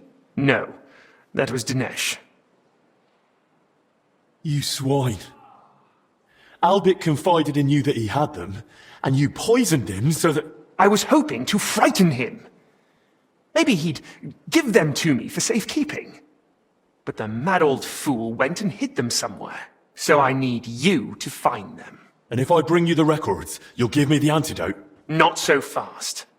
There's one more thing. Something King Sigismund himself would greatly value. Apparently, somewhere in this monastery, there's a relic from the Holy Land, brought here years ago by a knight. And that's what those workers were after. But they failed. Morons. You're not talking about Sir Valentine's sword, are you? No. I'm talking about the relic of Sir Boleslav Bavor of Blatna. So you mean there's more than one relic hidden here in the monastery? Aren't these things meant to be incredibly rare? How should I know? I'm no chronicler. Either way, if you want Albik to leave here alive, and yourself along with him, you'll put in the work and find that grave. Or rather, what's in it. Once you've got the relic and the records, come to the church. We'll meet there. And one last piece of advice. Hurry. The substance acts slowly, but the longer you make Albik wait, the worse the consequences. And what's to stop me grabbing you by the neck, beating the antidote out of you, and dragging you to the abbot? The fact I'm not a fool. I haven't got the antidote on me, so we can go to the abbot and spend hours blaming each other. Meanwhile, Albik will die right here on the cold ground in a puddle of his own vomit. If he's to survive, we do this my way. Do we understand each other? You miserable bloody bastard. I'll do it, but only for Albik's sake. I expected nothing less.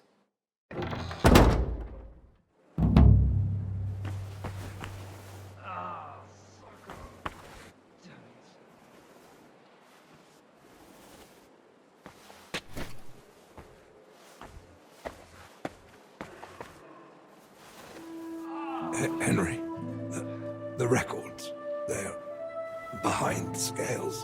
What? What scales? Albic! So there is a hidden relic that he wants. All this is about the relic. I can't just hand the real records over to Zacharias. Henry, is something wrong? I just saw Master Zacharias. He nearly knocked me over, then ran out without a word. Everything's fine, Benedict. Benedict, I need you to take care of Master Albic.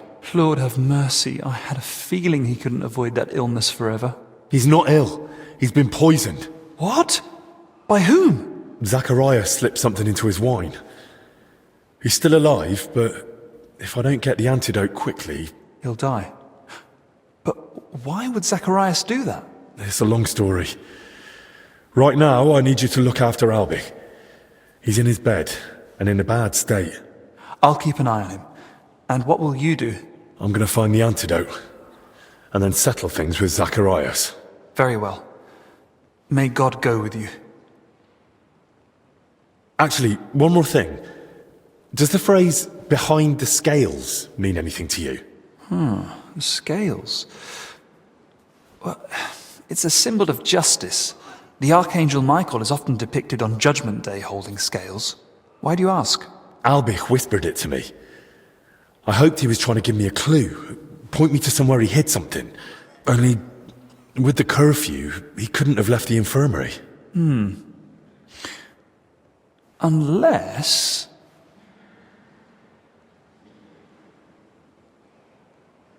Unless?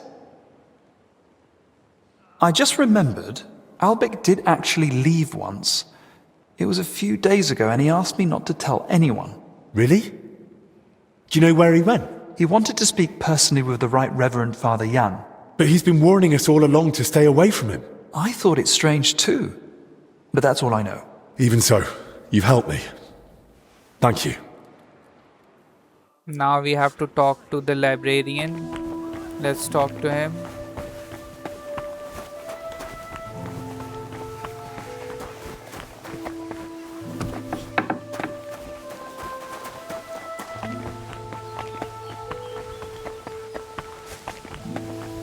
My God. Oh, well.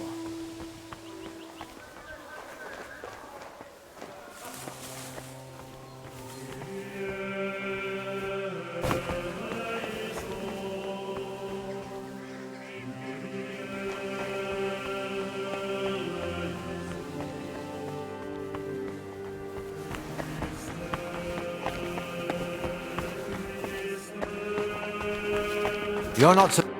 Brother Crispin, I need your help. It's urgent. What now? As if the cursed disease weren't trouble enough? We have to act quickly. Zacharias has been scheming against us all along. And now he's gone and poisoned Master Albic. By all the saints! Why? How? I know, it's terrible, but I need you to focus. There's still hope we can save Albic. But for that, I need to find the grave of Sir Borislav Bavor. Does that name sound familiar to you? Bavor? Why would... It's not because of that relic, is it? Yes, exactly that. Zacharias wants to get it in exchange for Albic's life.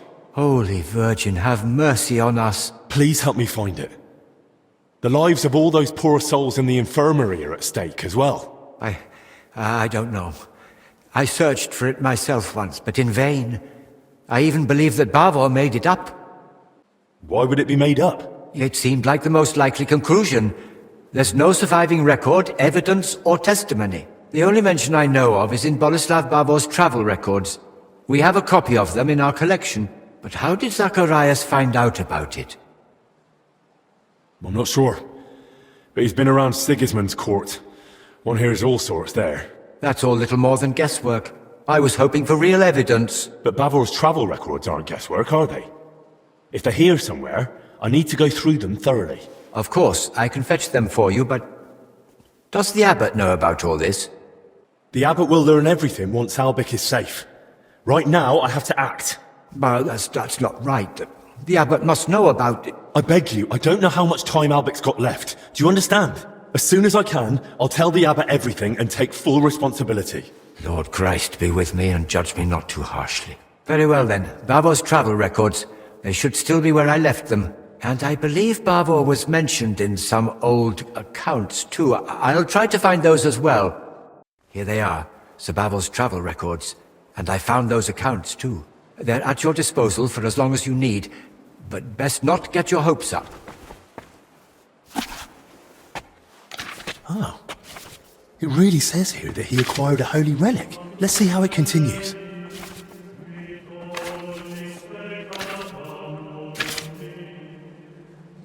According to the journal, Bavor had himself buried here with his holy treasure.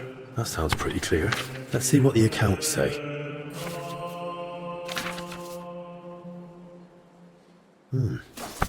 So Bavor gave the monastery a generous donation and paid for a chapel mural painting. And still, despite all the records and mentions, Crispin had his doubts. Why? Well, did the travel records help you at all? Right then. I've read through them, and to me it seems clear enough, right? Bavor went to the Holy Land, and for his deeds, he received a splinter from Christ's cross. Holy Mother, I remember now. Such a sacred treasure. And from what it says, he was buried here in the monastery with it. So I need to find the grave, somehow retrieve the relic, and save Albich. I'll deal with Zacharias after that. It won't be so easy. When I looked into Bavo's case on my own, I got stuck at that very point, finding where he was laid to rest. I even checked the crypt, but there's no such grave down there. Oh, shit. What do you mean it's not there? That's got to be a sick joke. I told myself the same thing back then, albeit perhaps with slightly more restraint. And what did you do then? Once I was convinced none of the graves belonged to Bavor, I laid the matter before the abbot, but not our father Jan. This was over 20 years ago when Abbot Vitus held office. May the Lord grant him eternal peace. Together we came to the conclusion that Bavor's tale was likely at least partly, perhaps entirely, made up. Why would it be made up? Surely Sir Boleslav wouldn't lie about something so serious. The book's one thing, but there's not a single other mention anywhere. The grave's missing, the relic's nowhere to be found. Can you think of another explanation, then? But why would Bavor do that? What would he gain by deceiving everyone here? If memory serves, he had some disputes over property. Maybe he wanted to improve his reputation. Well, that's mentioned in the text. But lies wouldn't have helped him. Quite the opposite, if he'd been found out. You'd be surprised how short-sighted some folk can be. But I agree, something about it doesn't sit right. And what about the mural mentioned in the accounts? Does it really exist? Yes, it's in one of the chapel naves. It depicts several scenes from Bavor's alleged adventures. Well, once you're a hero, you'd want to show it properly. It may be a bit of worldly thinking, but according to the tale from the Holy Land, he accomplished great deeds. I'd like to take a proper look at that mural. Maybe there's some detail in it that could help me in my search. No harm in trying. At the very least, it's a fine piece of work. Bavor mentions in his journal that he received a great fortune from the King of Cyprus, and the account records say he gave a generous donation to the monastery. Do you think that was made up too? They confirm at best that Bavor had wealth, not where it came from. According to the late Abbot Vitus, he might have gained that fortune by plundering or as spoils of war. And the tale of the Holy Land was just a cover to mask the dishonorable origin of his riches. Well, I've never been to the Holy Land, but I've seen plenty of wrongdoings, even here in Bohemia. And if Bavor really wanted to cover up how he got his coin, he could have built a village, built a fortress, or who knows, bought up a mine. He could have done any number of smarter things than spinning a tale about a heroic journey halfway across the world, don't you think? I'm no expert in fraud. But yes, he chose a rather complicated cover-up, if that's what it was. The account books mention that Bavor had a sarcophagus made at his own expense. That's possible. Does it mean anything? If he paid for it himself, there had to be a reason.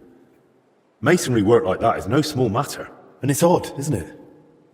He sorted it all out in detail with the monastery to have his tomb here. Then he wasn't even buried here. You're right. I never made that connection before. The crypt has a hidden side chamber, you know. Excuse me? What chamber? It had been walled up, In one part of the crypt, the masonry was loose, so I managed to get inside. I've never heard of anything like that. Perhaps even Abbot Vitus didn't know of it. See? Even you don't know all the secrets the monastery hides. And I never claimed I did, although I admit not knowing this will haunt me in my dreams. How could I have missed it? And then there's the relic. If Bavor had just wanted to raise his reputation with a good story, why claim to have gained something so rare? Perhaps out of vanity? There's no shortage of that among the nobility. But his tale's already heroic enough without it. Making up a relic would only draw unwanted attention. That's a good point. It'd be too risky. Don't you think this whole thing is a bit too complicated? Every explanation for why Bavor would lie seems more convoluted than just acknowledging it's true. Listening to you now, it's like hearing my younger self. And I sound exactly like Abbot Vitus. His view was that Bavor's story was fiction. He told me I'd be better off letting it go. What exactly did he say? That I should stop chasing old crusaders and focus on real, meaningful work. See? Maybe you were right all along, and the tale wasn't made up at all. If we get to the bottom of this together, maybe we really will find Bavor's grave. And maybe we'll discover that the relic is real, too. And then, with the Lord's help, perhaps we'll save Master Albic. As you say.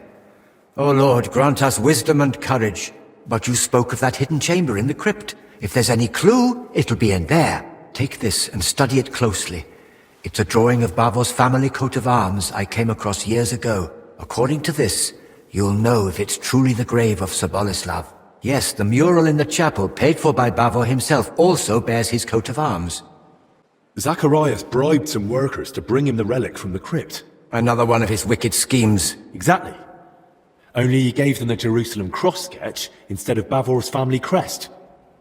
No wonder they failed. At least there's some small comfort that his vile plot fell flat. So study the crest well, and let's hope we fare better. Thank you, brother. I'm off. Go on, go. But don't disturb the rest of the dead any more than absolutely necessary, or the Lord's wrath will strike us all and all will turn against us.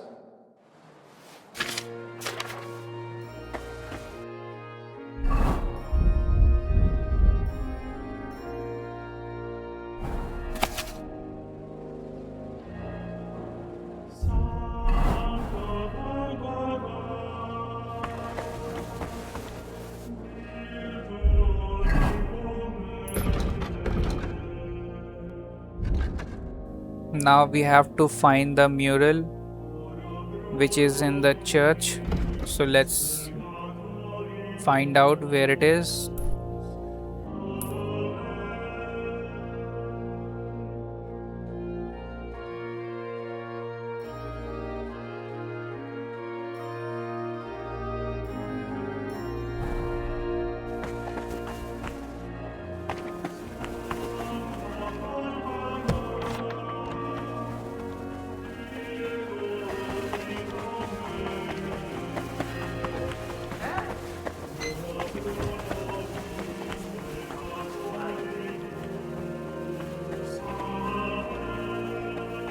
What's it like down there? What do you think? Filth,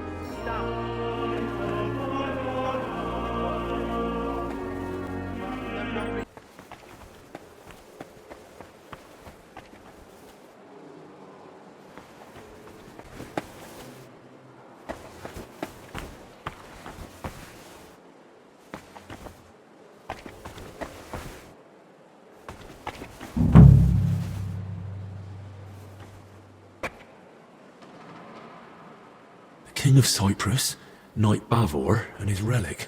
Though that shield looks a bit different than the one in Crispin's sketch.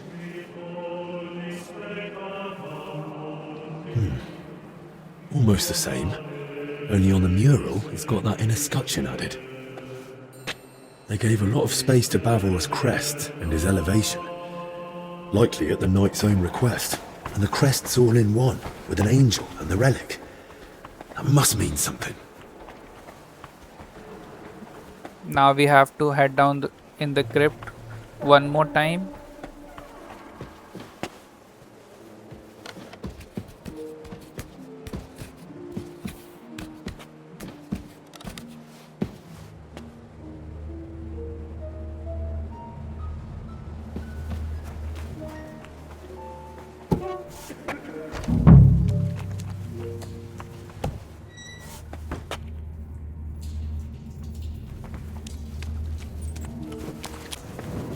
Some past abbot's tomb. Maybe even Heinrich. Nice. Looks more like an abbot's tomb from the carving. Good thing. I'll be shifting that rubble for days on my own.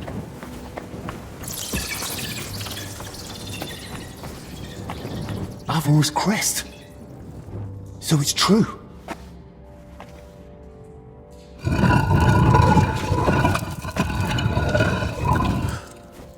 What?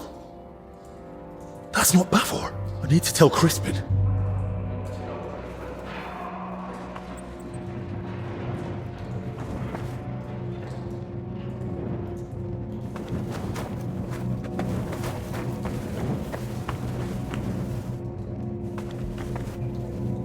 Now let's see what Crispin say about this. Bloody hell. God have mercy on your soul.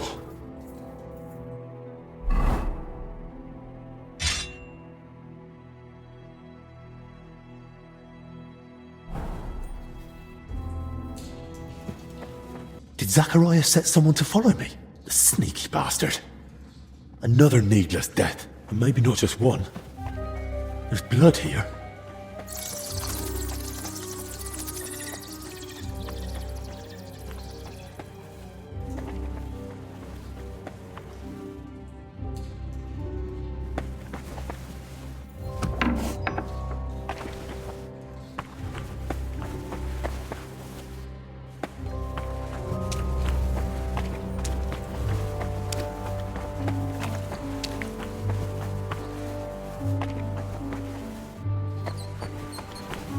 So Zacharias doesn't trust me and had me followed. Good to know.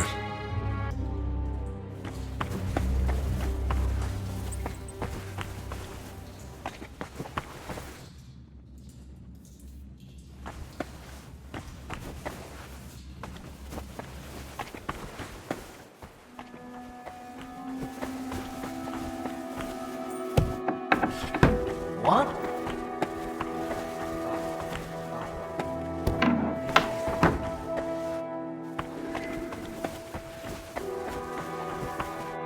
Brother Crispin? Henry, I searched through the archives again to see if I might still find something on Bavor, but so far nothing. And your search in the crypt? Did you dare go down there? I dared. And more than that, I truly did find Bavor's sarcophagus in the hidden chamber. By all the saints? And the relic? Was it there? No. I was hoping, but I don't think it's that simple. There's a sarcophagus with Bavor's crest, but Bavor isn't the one lying in it. What? You? I had to know. Judging by the robes, I'd say it's an abbot or some other high-ranking cleric. Good lord, that's truly strange. And do you know what's even stranger? I think someone was watching me down there. Watching? Who? Did you see anyone? I reckon it was someone from Zacharias. That bastard had me followed, just in case. Lord Christ, stand by us. And by you especially. We'll need to stay on our guard until this whole mess is sorted. I can take care of myself, but you be careful. Best keep yourself locked in here. For Christ's sake. Very well, I'll do as you say. You take the key. I won't let anyone else in. The sooner we get to the bottom of this business with Bavor, the better. So, you're saying you found a sarcophagus with Bavor's crest, but not Bavor himself? Exactly. I have no idea what to do next. I was kinda hoping you might come up with an explanation. That chamber looked untouched for years. Explanations do come to mind, but they're purely speculation. It's possible Bavor was never buried here at all. Or perhaps his grave was moved. The tomb wasn't empty. There was someone else inside. That does make the idea of relocation more likely. And if, as you say, the sarcophagus was marked with Bavor's coat of arms, I'm inclined to agree. So where could they have moved Bavor to? Most likely to the consecrated field next to the monastery, or the graveyard by the infirmary church of St. Cosmas and Damian. I'll start with the area around the infirmary church, and maybe I'll be spared the trip to the consecrated field. God be with you, and best of luck. I'll keep praying for you, and for Master Albig. I saw that mural of Bavor you spoke of, and I think I noticed something Slightly unusual. Ah, really? What was it? That Bavor crest. In the mural, it's shown differently from your sketch. Seems to be the elevated version, as mentioned in the travel records, with the escutcheon. And on it is the Jerusalem cross. There's also an angel. And Bavor had himself depicted holding the relic. It looked to me like Bavor had the layout made very deliberately. I must have missed that. Or perhaps I've simply forgotten. But you're right, it does sound rather deliberate. Indeed. But I still don't know what to make of it. Bavor clearly put a great deal of thought into his burial. That depiction isn't just a coincidence or some artist's fancy. It was Bavor's intention, and there's certainly a hidden meaning in it. I'll ponder it on my way to the infirmary graveyard. I've got a bit of an odd question. That doesn't surprise me. We live in strange times, brother. Well, that's for certain. But if I wanted to make a book or a document that matched the original as closely as possible, what should I be careful about? Why are you asking? I thought I could copy a few books and spread them among the people, spreading the Lord's word as far as possible. Surely there's nothing wrong with that, is there? Indeed there is not. You must make sure to choose matching covers and the same type of parchment. If you have the original in front of you, it shouldn't be hard to imitate the script and style. Covers? Parchment? Where would I find such things? That I truly don't know. Here in the library we only have very basic parchment. It depends what exactly you need. Perhaps in town, some scriptoriums might be better equipped. Scriptoriums? Right. Thanks.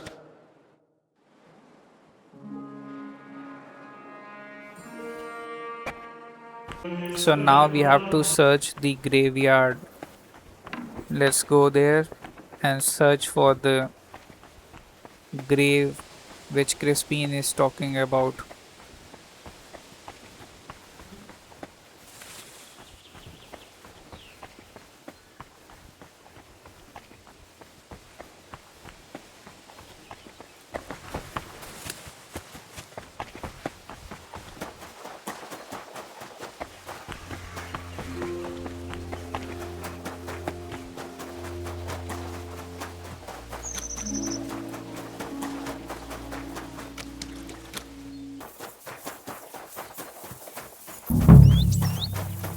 Right then. Hopefully Bavor lies here, relic and all.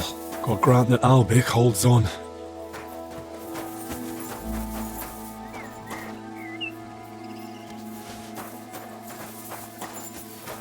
Going by the crest, this was someone noble, but not Bavor. Unmarked grave. Might as well have gone straight to the consecrated field.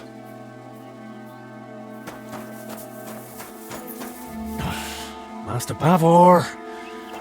Where are you hiding? What did I expect?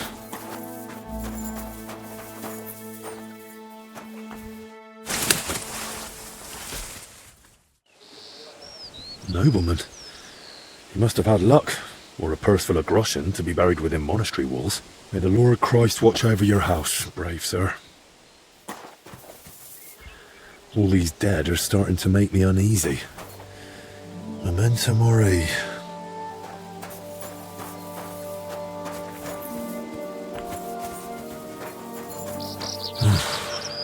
I'd rather meet someone alive now.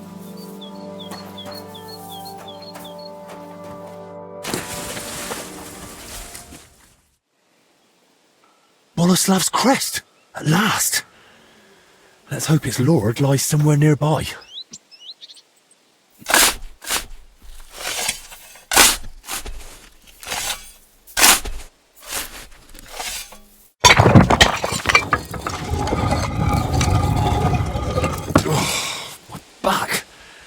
And the rest. I hope this is it. The armour, the crest, the sword. It has to be him. The valiant knight Boleslav Bavor. May his soul rest in peace. Only no sign of the relic. But then again, the mural showed that in escutcheon in his crest. Forgive me, Master Bavor. You won't be needing it anymore.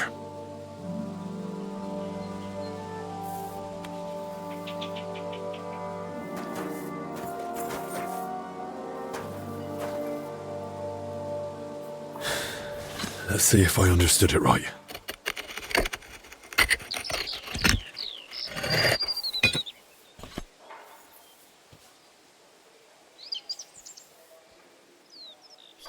By all the saints.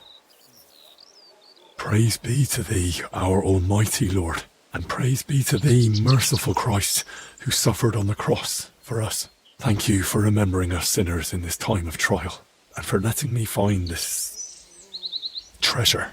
Forgive us our trespasses, and spare us from this dreadful plague. Let the righteous triumph, cast down the treacherous, and please save Master Albic's life. Amen. So now we have the holy relic. Let's inform Crispin about this. Halt! We received a report of a suspicious ruckus in the gardens. What happened here? And what are you doing in the graveyard? So this is your idea of watching out for suspicious activity? Do you not guard anything at all, for Christ's sake? Dennis just killed the herbalist Joachim. And if I hadn't fought back, he'd have killed me too. Was? Do I need to show you exactly where the body lies before you believe me? Was zum Teufel? Search the herbalist's hut and this graveyard. And be on your guard. I'm taking you to the abbot.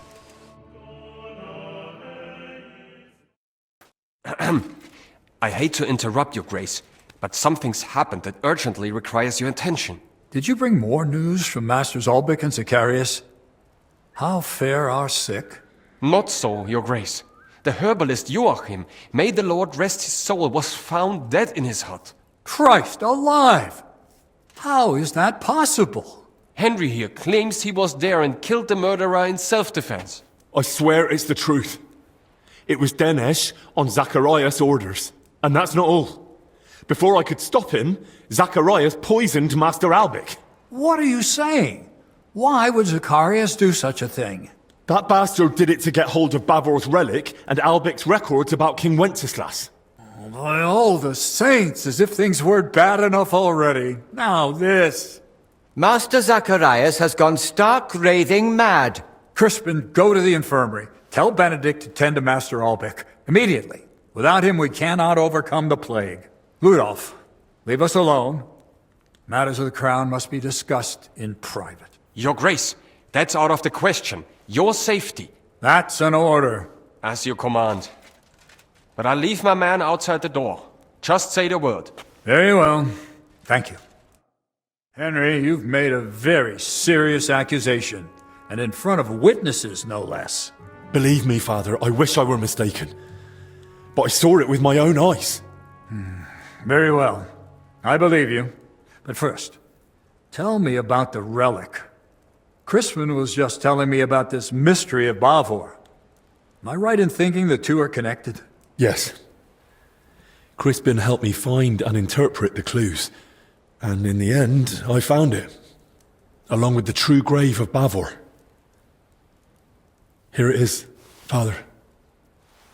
A splinter of the true cross. Oh, unbelievable. Incredible. Eternal glory to our Lord. A true sacrament. And perhaps even a sign of hope. But how did Zacharias know about it? Tell me everything from the beginning. It all began in that crypt beneath the church.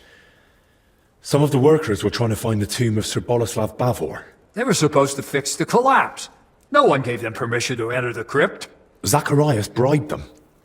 He'd heard that Bavor was buried here with a relic from the Holy Land and decided to seize it for King Sigismund. The workers were meant to find Bavor's sarcophagus, but they also opened and looted nearby tombs.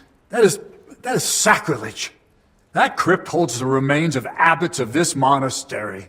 And in the process, they uncovered coffins containing rotting remains. That's where the illness that spread through the monastery came from. So the illness, it wasn't plague. Master Albic kept saying that all along. And so did Zacharias at first. God forgive me, I was afraid. Well, that was still only the beginning. Zacharias hid the first two sick workers with Joachim, who he blackmailed into caring for them in secret. He treated them as best he could, but their symptoms worsened. When they died in his care, He panicked and tried to get rid of the bodies. That fire? Those corpses? When they were found, Zacharias panicked in turn and sent Dinesh to kill Joachim. Oh, God in heaven, forgive them their sins. I tried to stop him, but he stabbed Joachim and then came at me. Luckily, I managed to fight him off. I ran back to the infirmary to warn Albich, but by then Zacharias had already been poisoning his wine for some time. I don't know what poison it was, but Albich is barely breathing and has no idea what's going on. And Zacharias? He actually laughed in my face. He'll only give me the antidote if I bring him 2 things. Oh, people hold nothing sacred. He wants Bavor's relic and Albich's records on King Wenceslas's treatment. The exchange is to take place in the church. Otherwise Albich likely won't live to see morning. Please, Father Jan. Albich sees you as a friend. Zacharias betrayed him. You can still save him. Will you help me? From what you've said, I gather you knew about his plans. Why are you telling me all this only now? I suspected you wouldn't believe me. Even I wasn't sure for a long while. I kept searching until the pieces finally fell into place. I meant to tell you everything, but only once I held clear proof. And that, Zacharias himself provided. I'll do everything in my power. We must end this affair.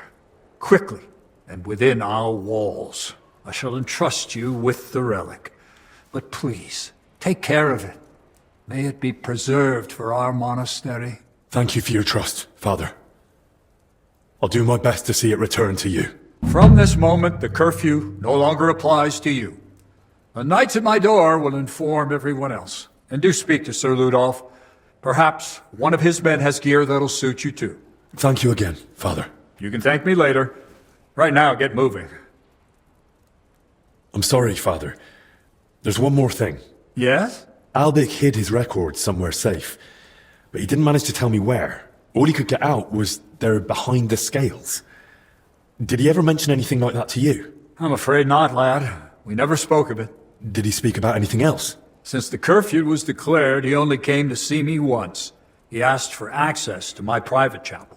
And? Did you allow it? No. Oh, Lord, forgive me. I didn't want him bringing the sickness here. I told him to use the infirmary chapel.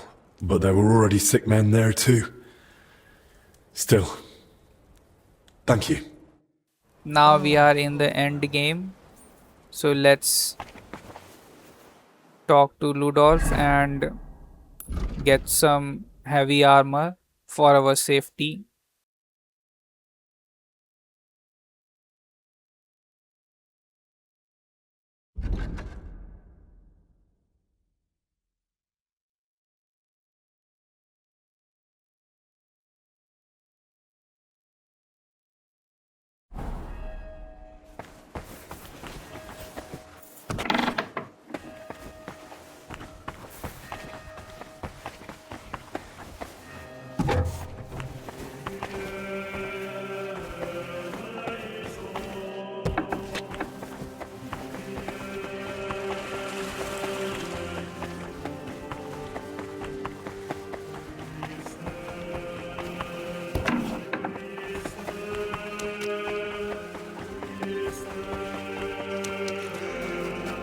I'm always glad to see black people.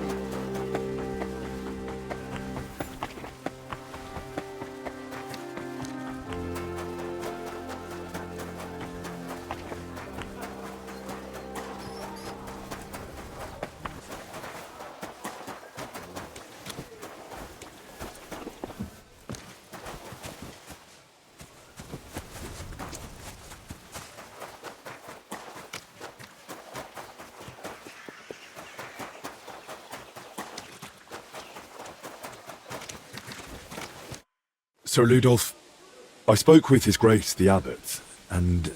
Words already reached me. My men are ready to assist you, should it come to that. Thank you. I appreciate it. But there's one more thing. We may be facing a fight, and I arrived at the monastery without any equipment. Our supplies aren't vast, but we can at least offer you a cuirass and a gambeson. There's a cuirass ready on the stand in the tent. If you want it, it's yours. Thank you, sir.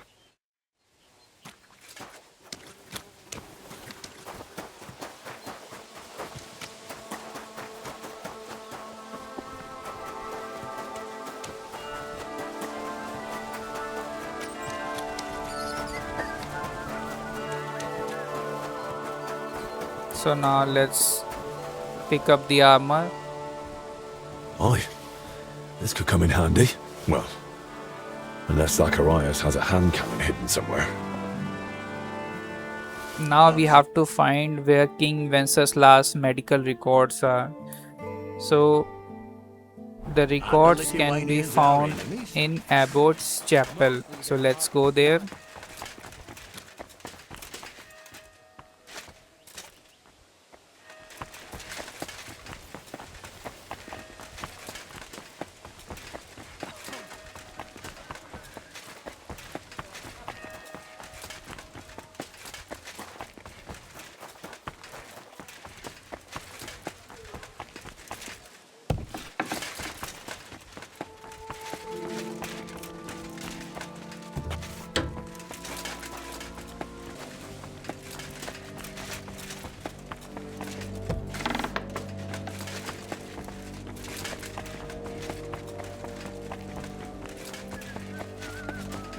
Careful!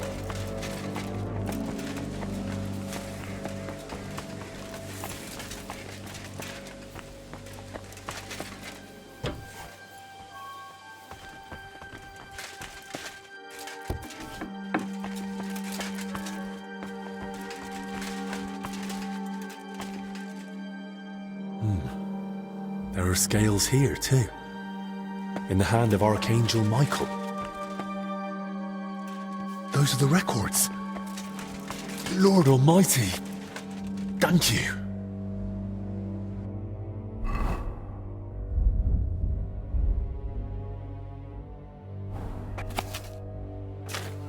Goodness. No wonder Albert guarded them so closely. There's a lot here that could be used against the king. Now we have the records. Let us forge a fake one.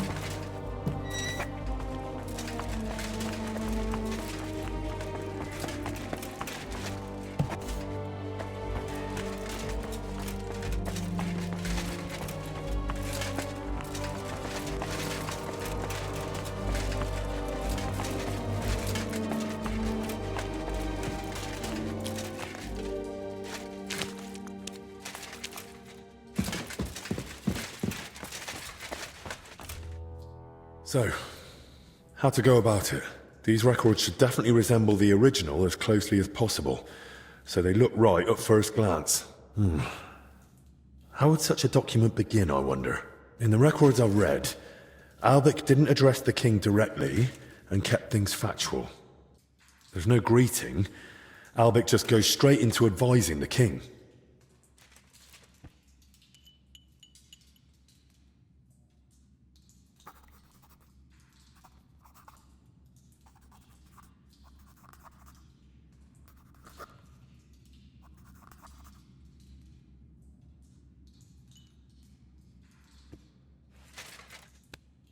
Well, what next?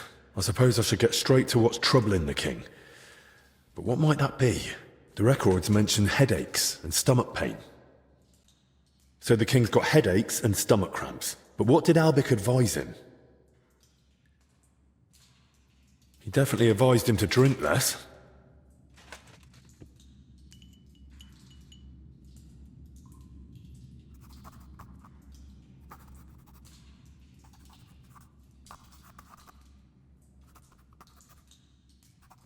Right, that's about halfway. What next? Sigismund is surely wondering why King Wenceslas has no heirs, and Albert knows that King Wenceslas is infertile.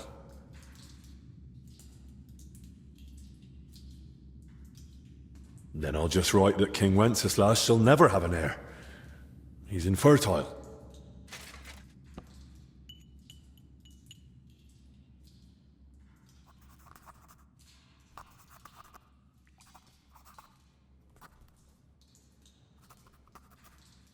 Right, that's sorted. And how to end it? Maybe some general recommendation?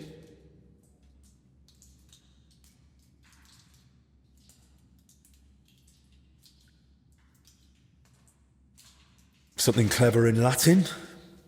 That's what I'd expect from someone so learned. But what? What about Mens sana in corpore sano. A sound mind in a sound body.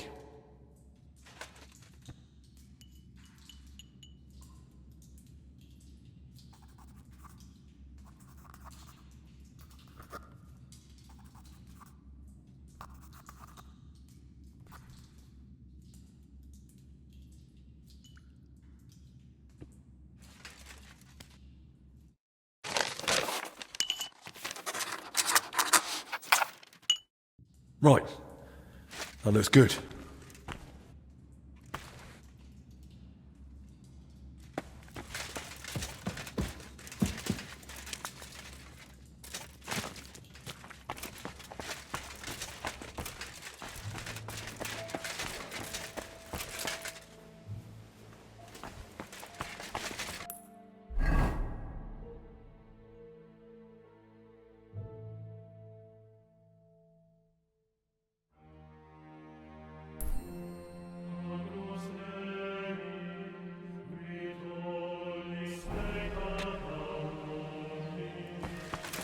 I'm sorry. God be with you. Keep the peace.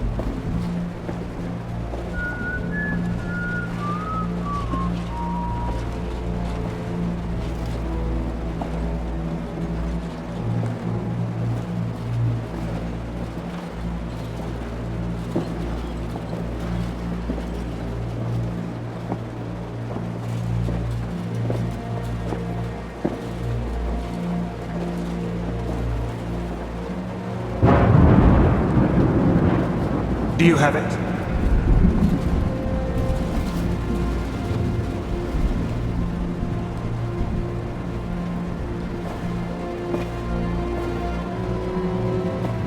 It's good to see you keep your word. I hope you'll do the same. You did the right thing. It'd be a shame to let someone like Albec die so... disgracefully. But first things first. Do you have the relic? I do. Here it is. Christ. Truly. Dear God. It's unbelievable. Sigismund, he... Yes, but... Also... Hand me the records. There. Let's hope they're worth the hellish torment you've got coming. Oh. Judging by what's written in them, I'd say they are. Thank you. May the Lord repay you.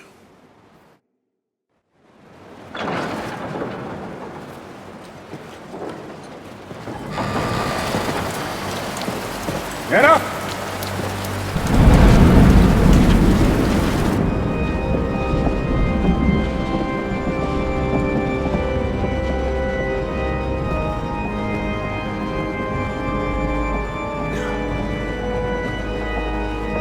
Men, hold them back! Stop this madness! This is the house of God!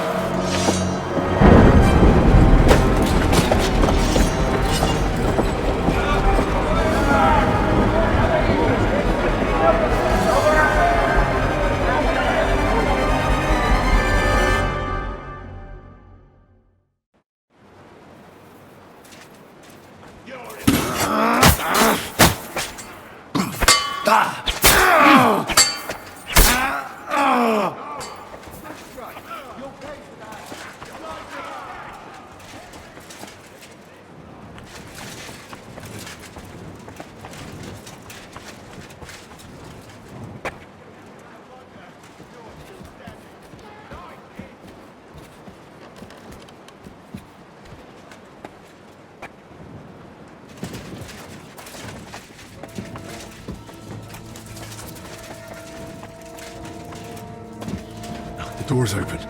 This way. Damn. Locked. But where am I supposed to find the key now? Oh, damn it. Where now?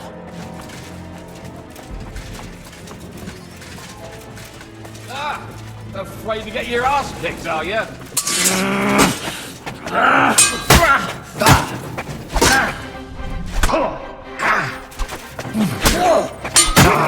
Take that fucker out, damn it! Take that fucker out, damn it! Hey! Show your stuff!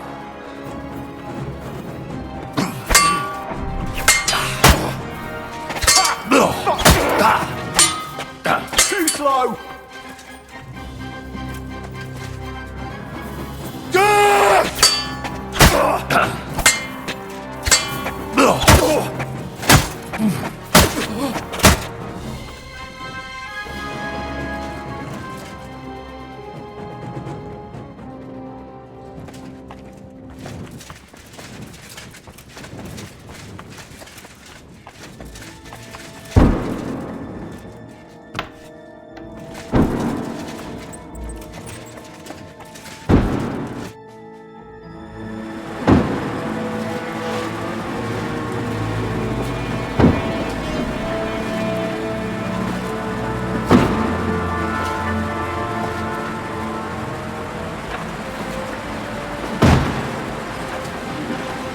Give up!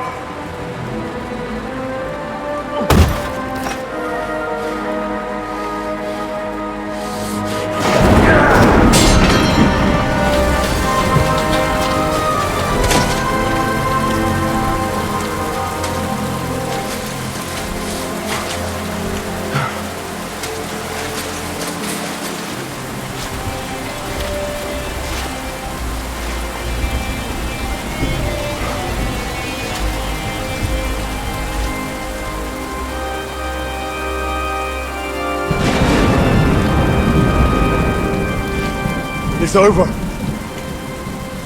You. If it wasn't for you, none of this would have happened!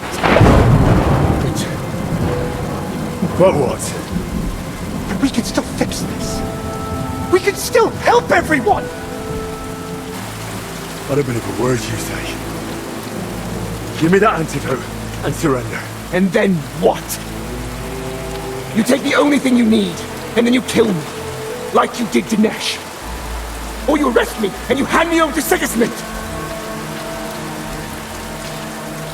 You know very well what you'll do to me. This has to stop. Enough people have died already. Now give me that antidote. I can't. I can't disappoint Sigismund again. I'd rather take my chances with you.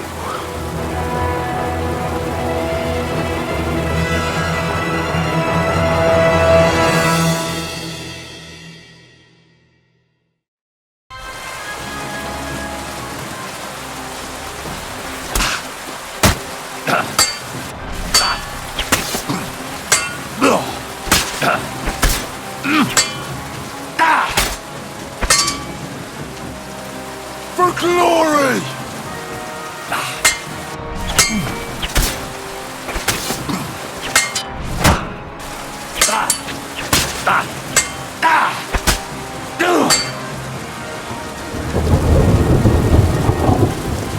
I feel quite hungry!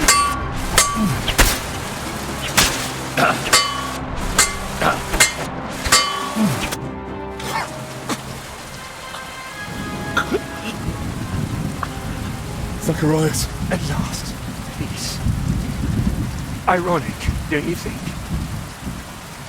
Why? Why all this? I had no choice. Sigismund. I couldn't fail him again. What's Sigismund got to do with it? I couldn't help him. And he doesn't forgive failure. Not in himself. And even less so in others.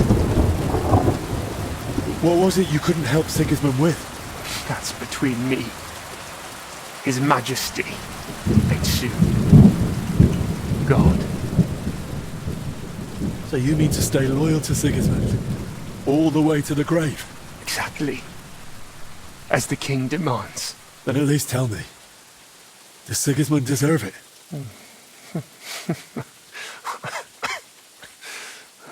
No, he doesn't. Like most rulers, really. So, if you really want to know, I couldn't help him. With an heir. Sigismund is infertile. Their whole line is cursed with it. That never occurred to you. Wenceslas has no heirs either. Well, at least no legitimate ones. And Albec knows that all too well. Why did you want the relic? What would Sigismund even do with it? Sigismund. He's unable to father an heir. I tried to treat it somehow, but it was all in vain. And his patience was wearing thin. So I turned to God, with God's help. Perhaps Sigismund would finally succeed. And I'd win back his trust. Why did you want Wenceslas's records from me? Don't you get it?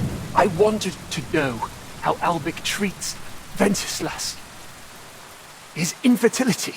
And Sigismund would certainly appreciate it if I told him all the secrets of Wenceslas's health. Maybe then he'd give me another chance. If there's anything else you want to say, now's the time. I'd like to, but I can't. It hurts. I can't speak anymore.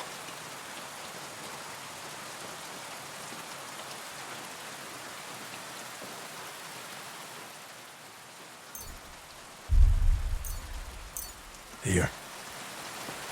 This'll ease the pain.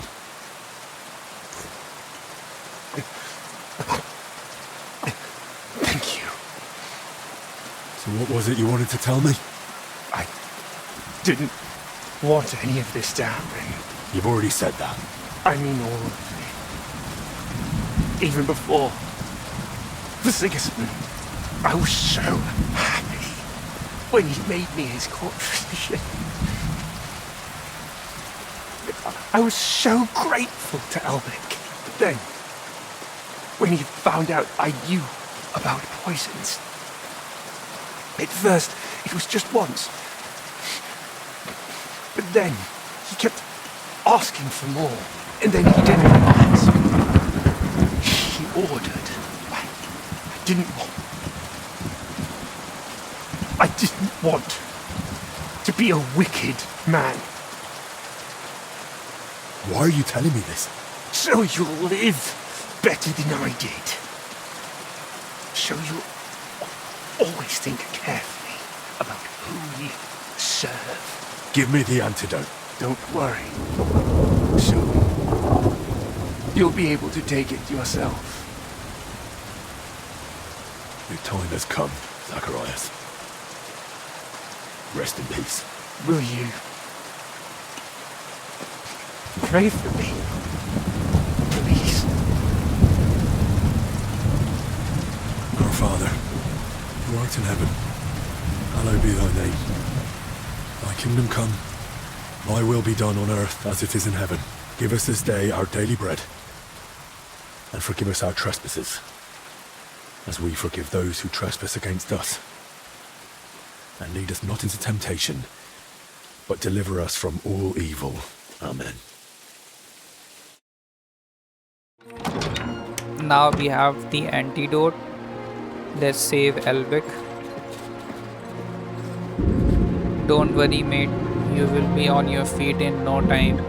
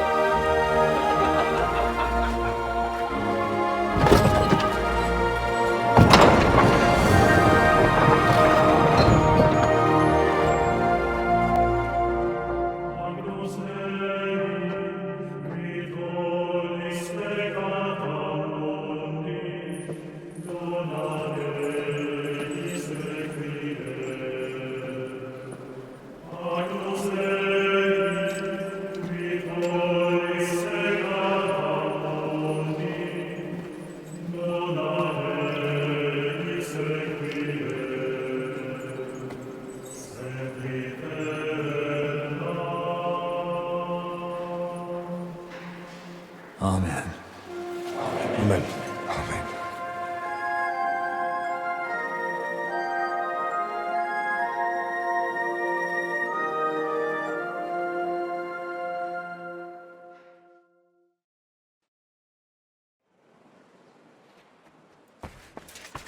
In just a few days at the... Henry. Everyone standing here is here thanks to you. Oh, your words please me. But you're wrong.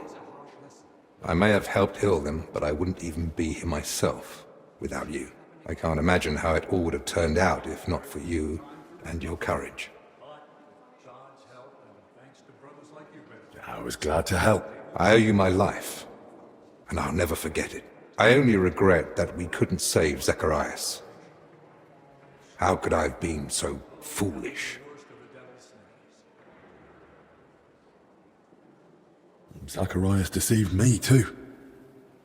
I only saw through him when it was nearly too late. But I knew him. I taught him everything, and it was I who recommended him to Sigismund to be appointed his personal physician. I handed Zacharias straight into the usurper's clutches. The venomous vipers writhing at the feet of the self-proclaimed king surely influenced him. We probably should have expected it. He was loyal to Sigismund through and through, and that says something. Time will tell. Right now, I don't even know what to think. What will you do now? Return to Kuttenberg? Yes, just as soon as I get that letter of recommendation from Father Jan to Sigismund, so I can visit King Wenceslas. I think he owes you that, after everything you've done for the monastery. You risked your own neck. Unwillingly. But it still makes a strong argument in my favor. Sigismund is holding Wenceslas in Vienna. Will you head straight there, then? I promised Father Jan I'd accompany him to an important council meeting soon. And what about you, Henry? What's next for you? Well, there's still plenty of work for me to do here. Be glad. The devil makes work for idle hands. I'll go and speak with the others. I won't keep you. Perhaps we'll meet again someday. It was an honor to meet you, Master. Take care. Likewise, Henry. God be with you. It's easy to convince the suffering that God has forgotten them. But it's in the worst of times that we must cling to love. I suppose you're getting ready to leave us? Yes. It's time I returned. I'm sorry to hear that. You and Albic helped us so much. God knows how many brothers would no longer be with us were it not for Albec's treatment. And that wouldn't have happened if you hadn't found the antidote for him. Albec owes you his life, Henry. Will I be allowed to visit the monastery again someday? Of course. You'll always be welcome here. What will become of the monastery now? The sickness has passed, but still... Still, we'll feel its consequences for a long time to come. Once the people hear of it, pilgrims will avoid the monastery for a time. We were struggling already. But without their offerings, we'll have to cut back. But the relic we found might help. It'll attract new pilgrims. If it's truly genuine. You don't believe it is? I'm just being cautious. Do you know how many such relics are sold around the world? I don't want to insult the sacrifice of the Son of God by displaying some common splinter in his temple. Suppose I'll be going now. Hopefully we'll meet again soon.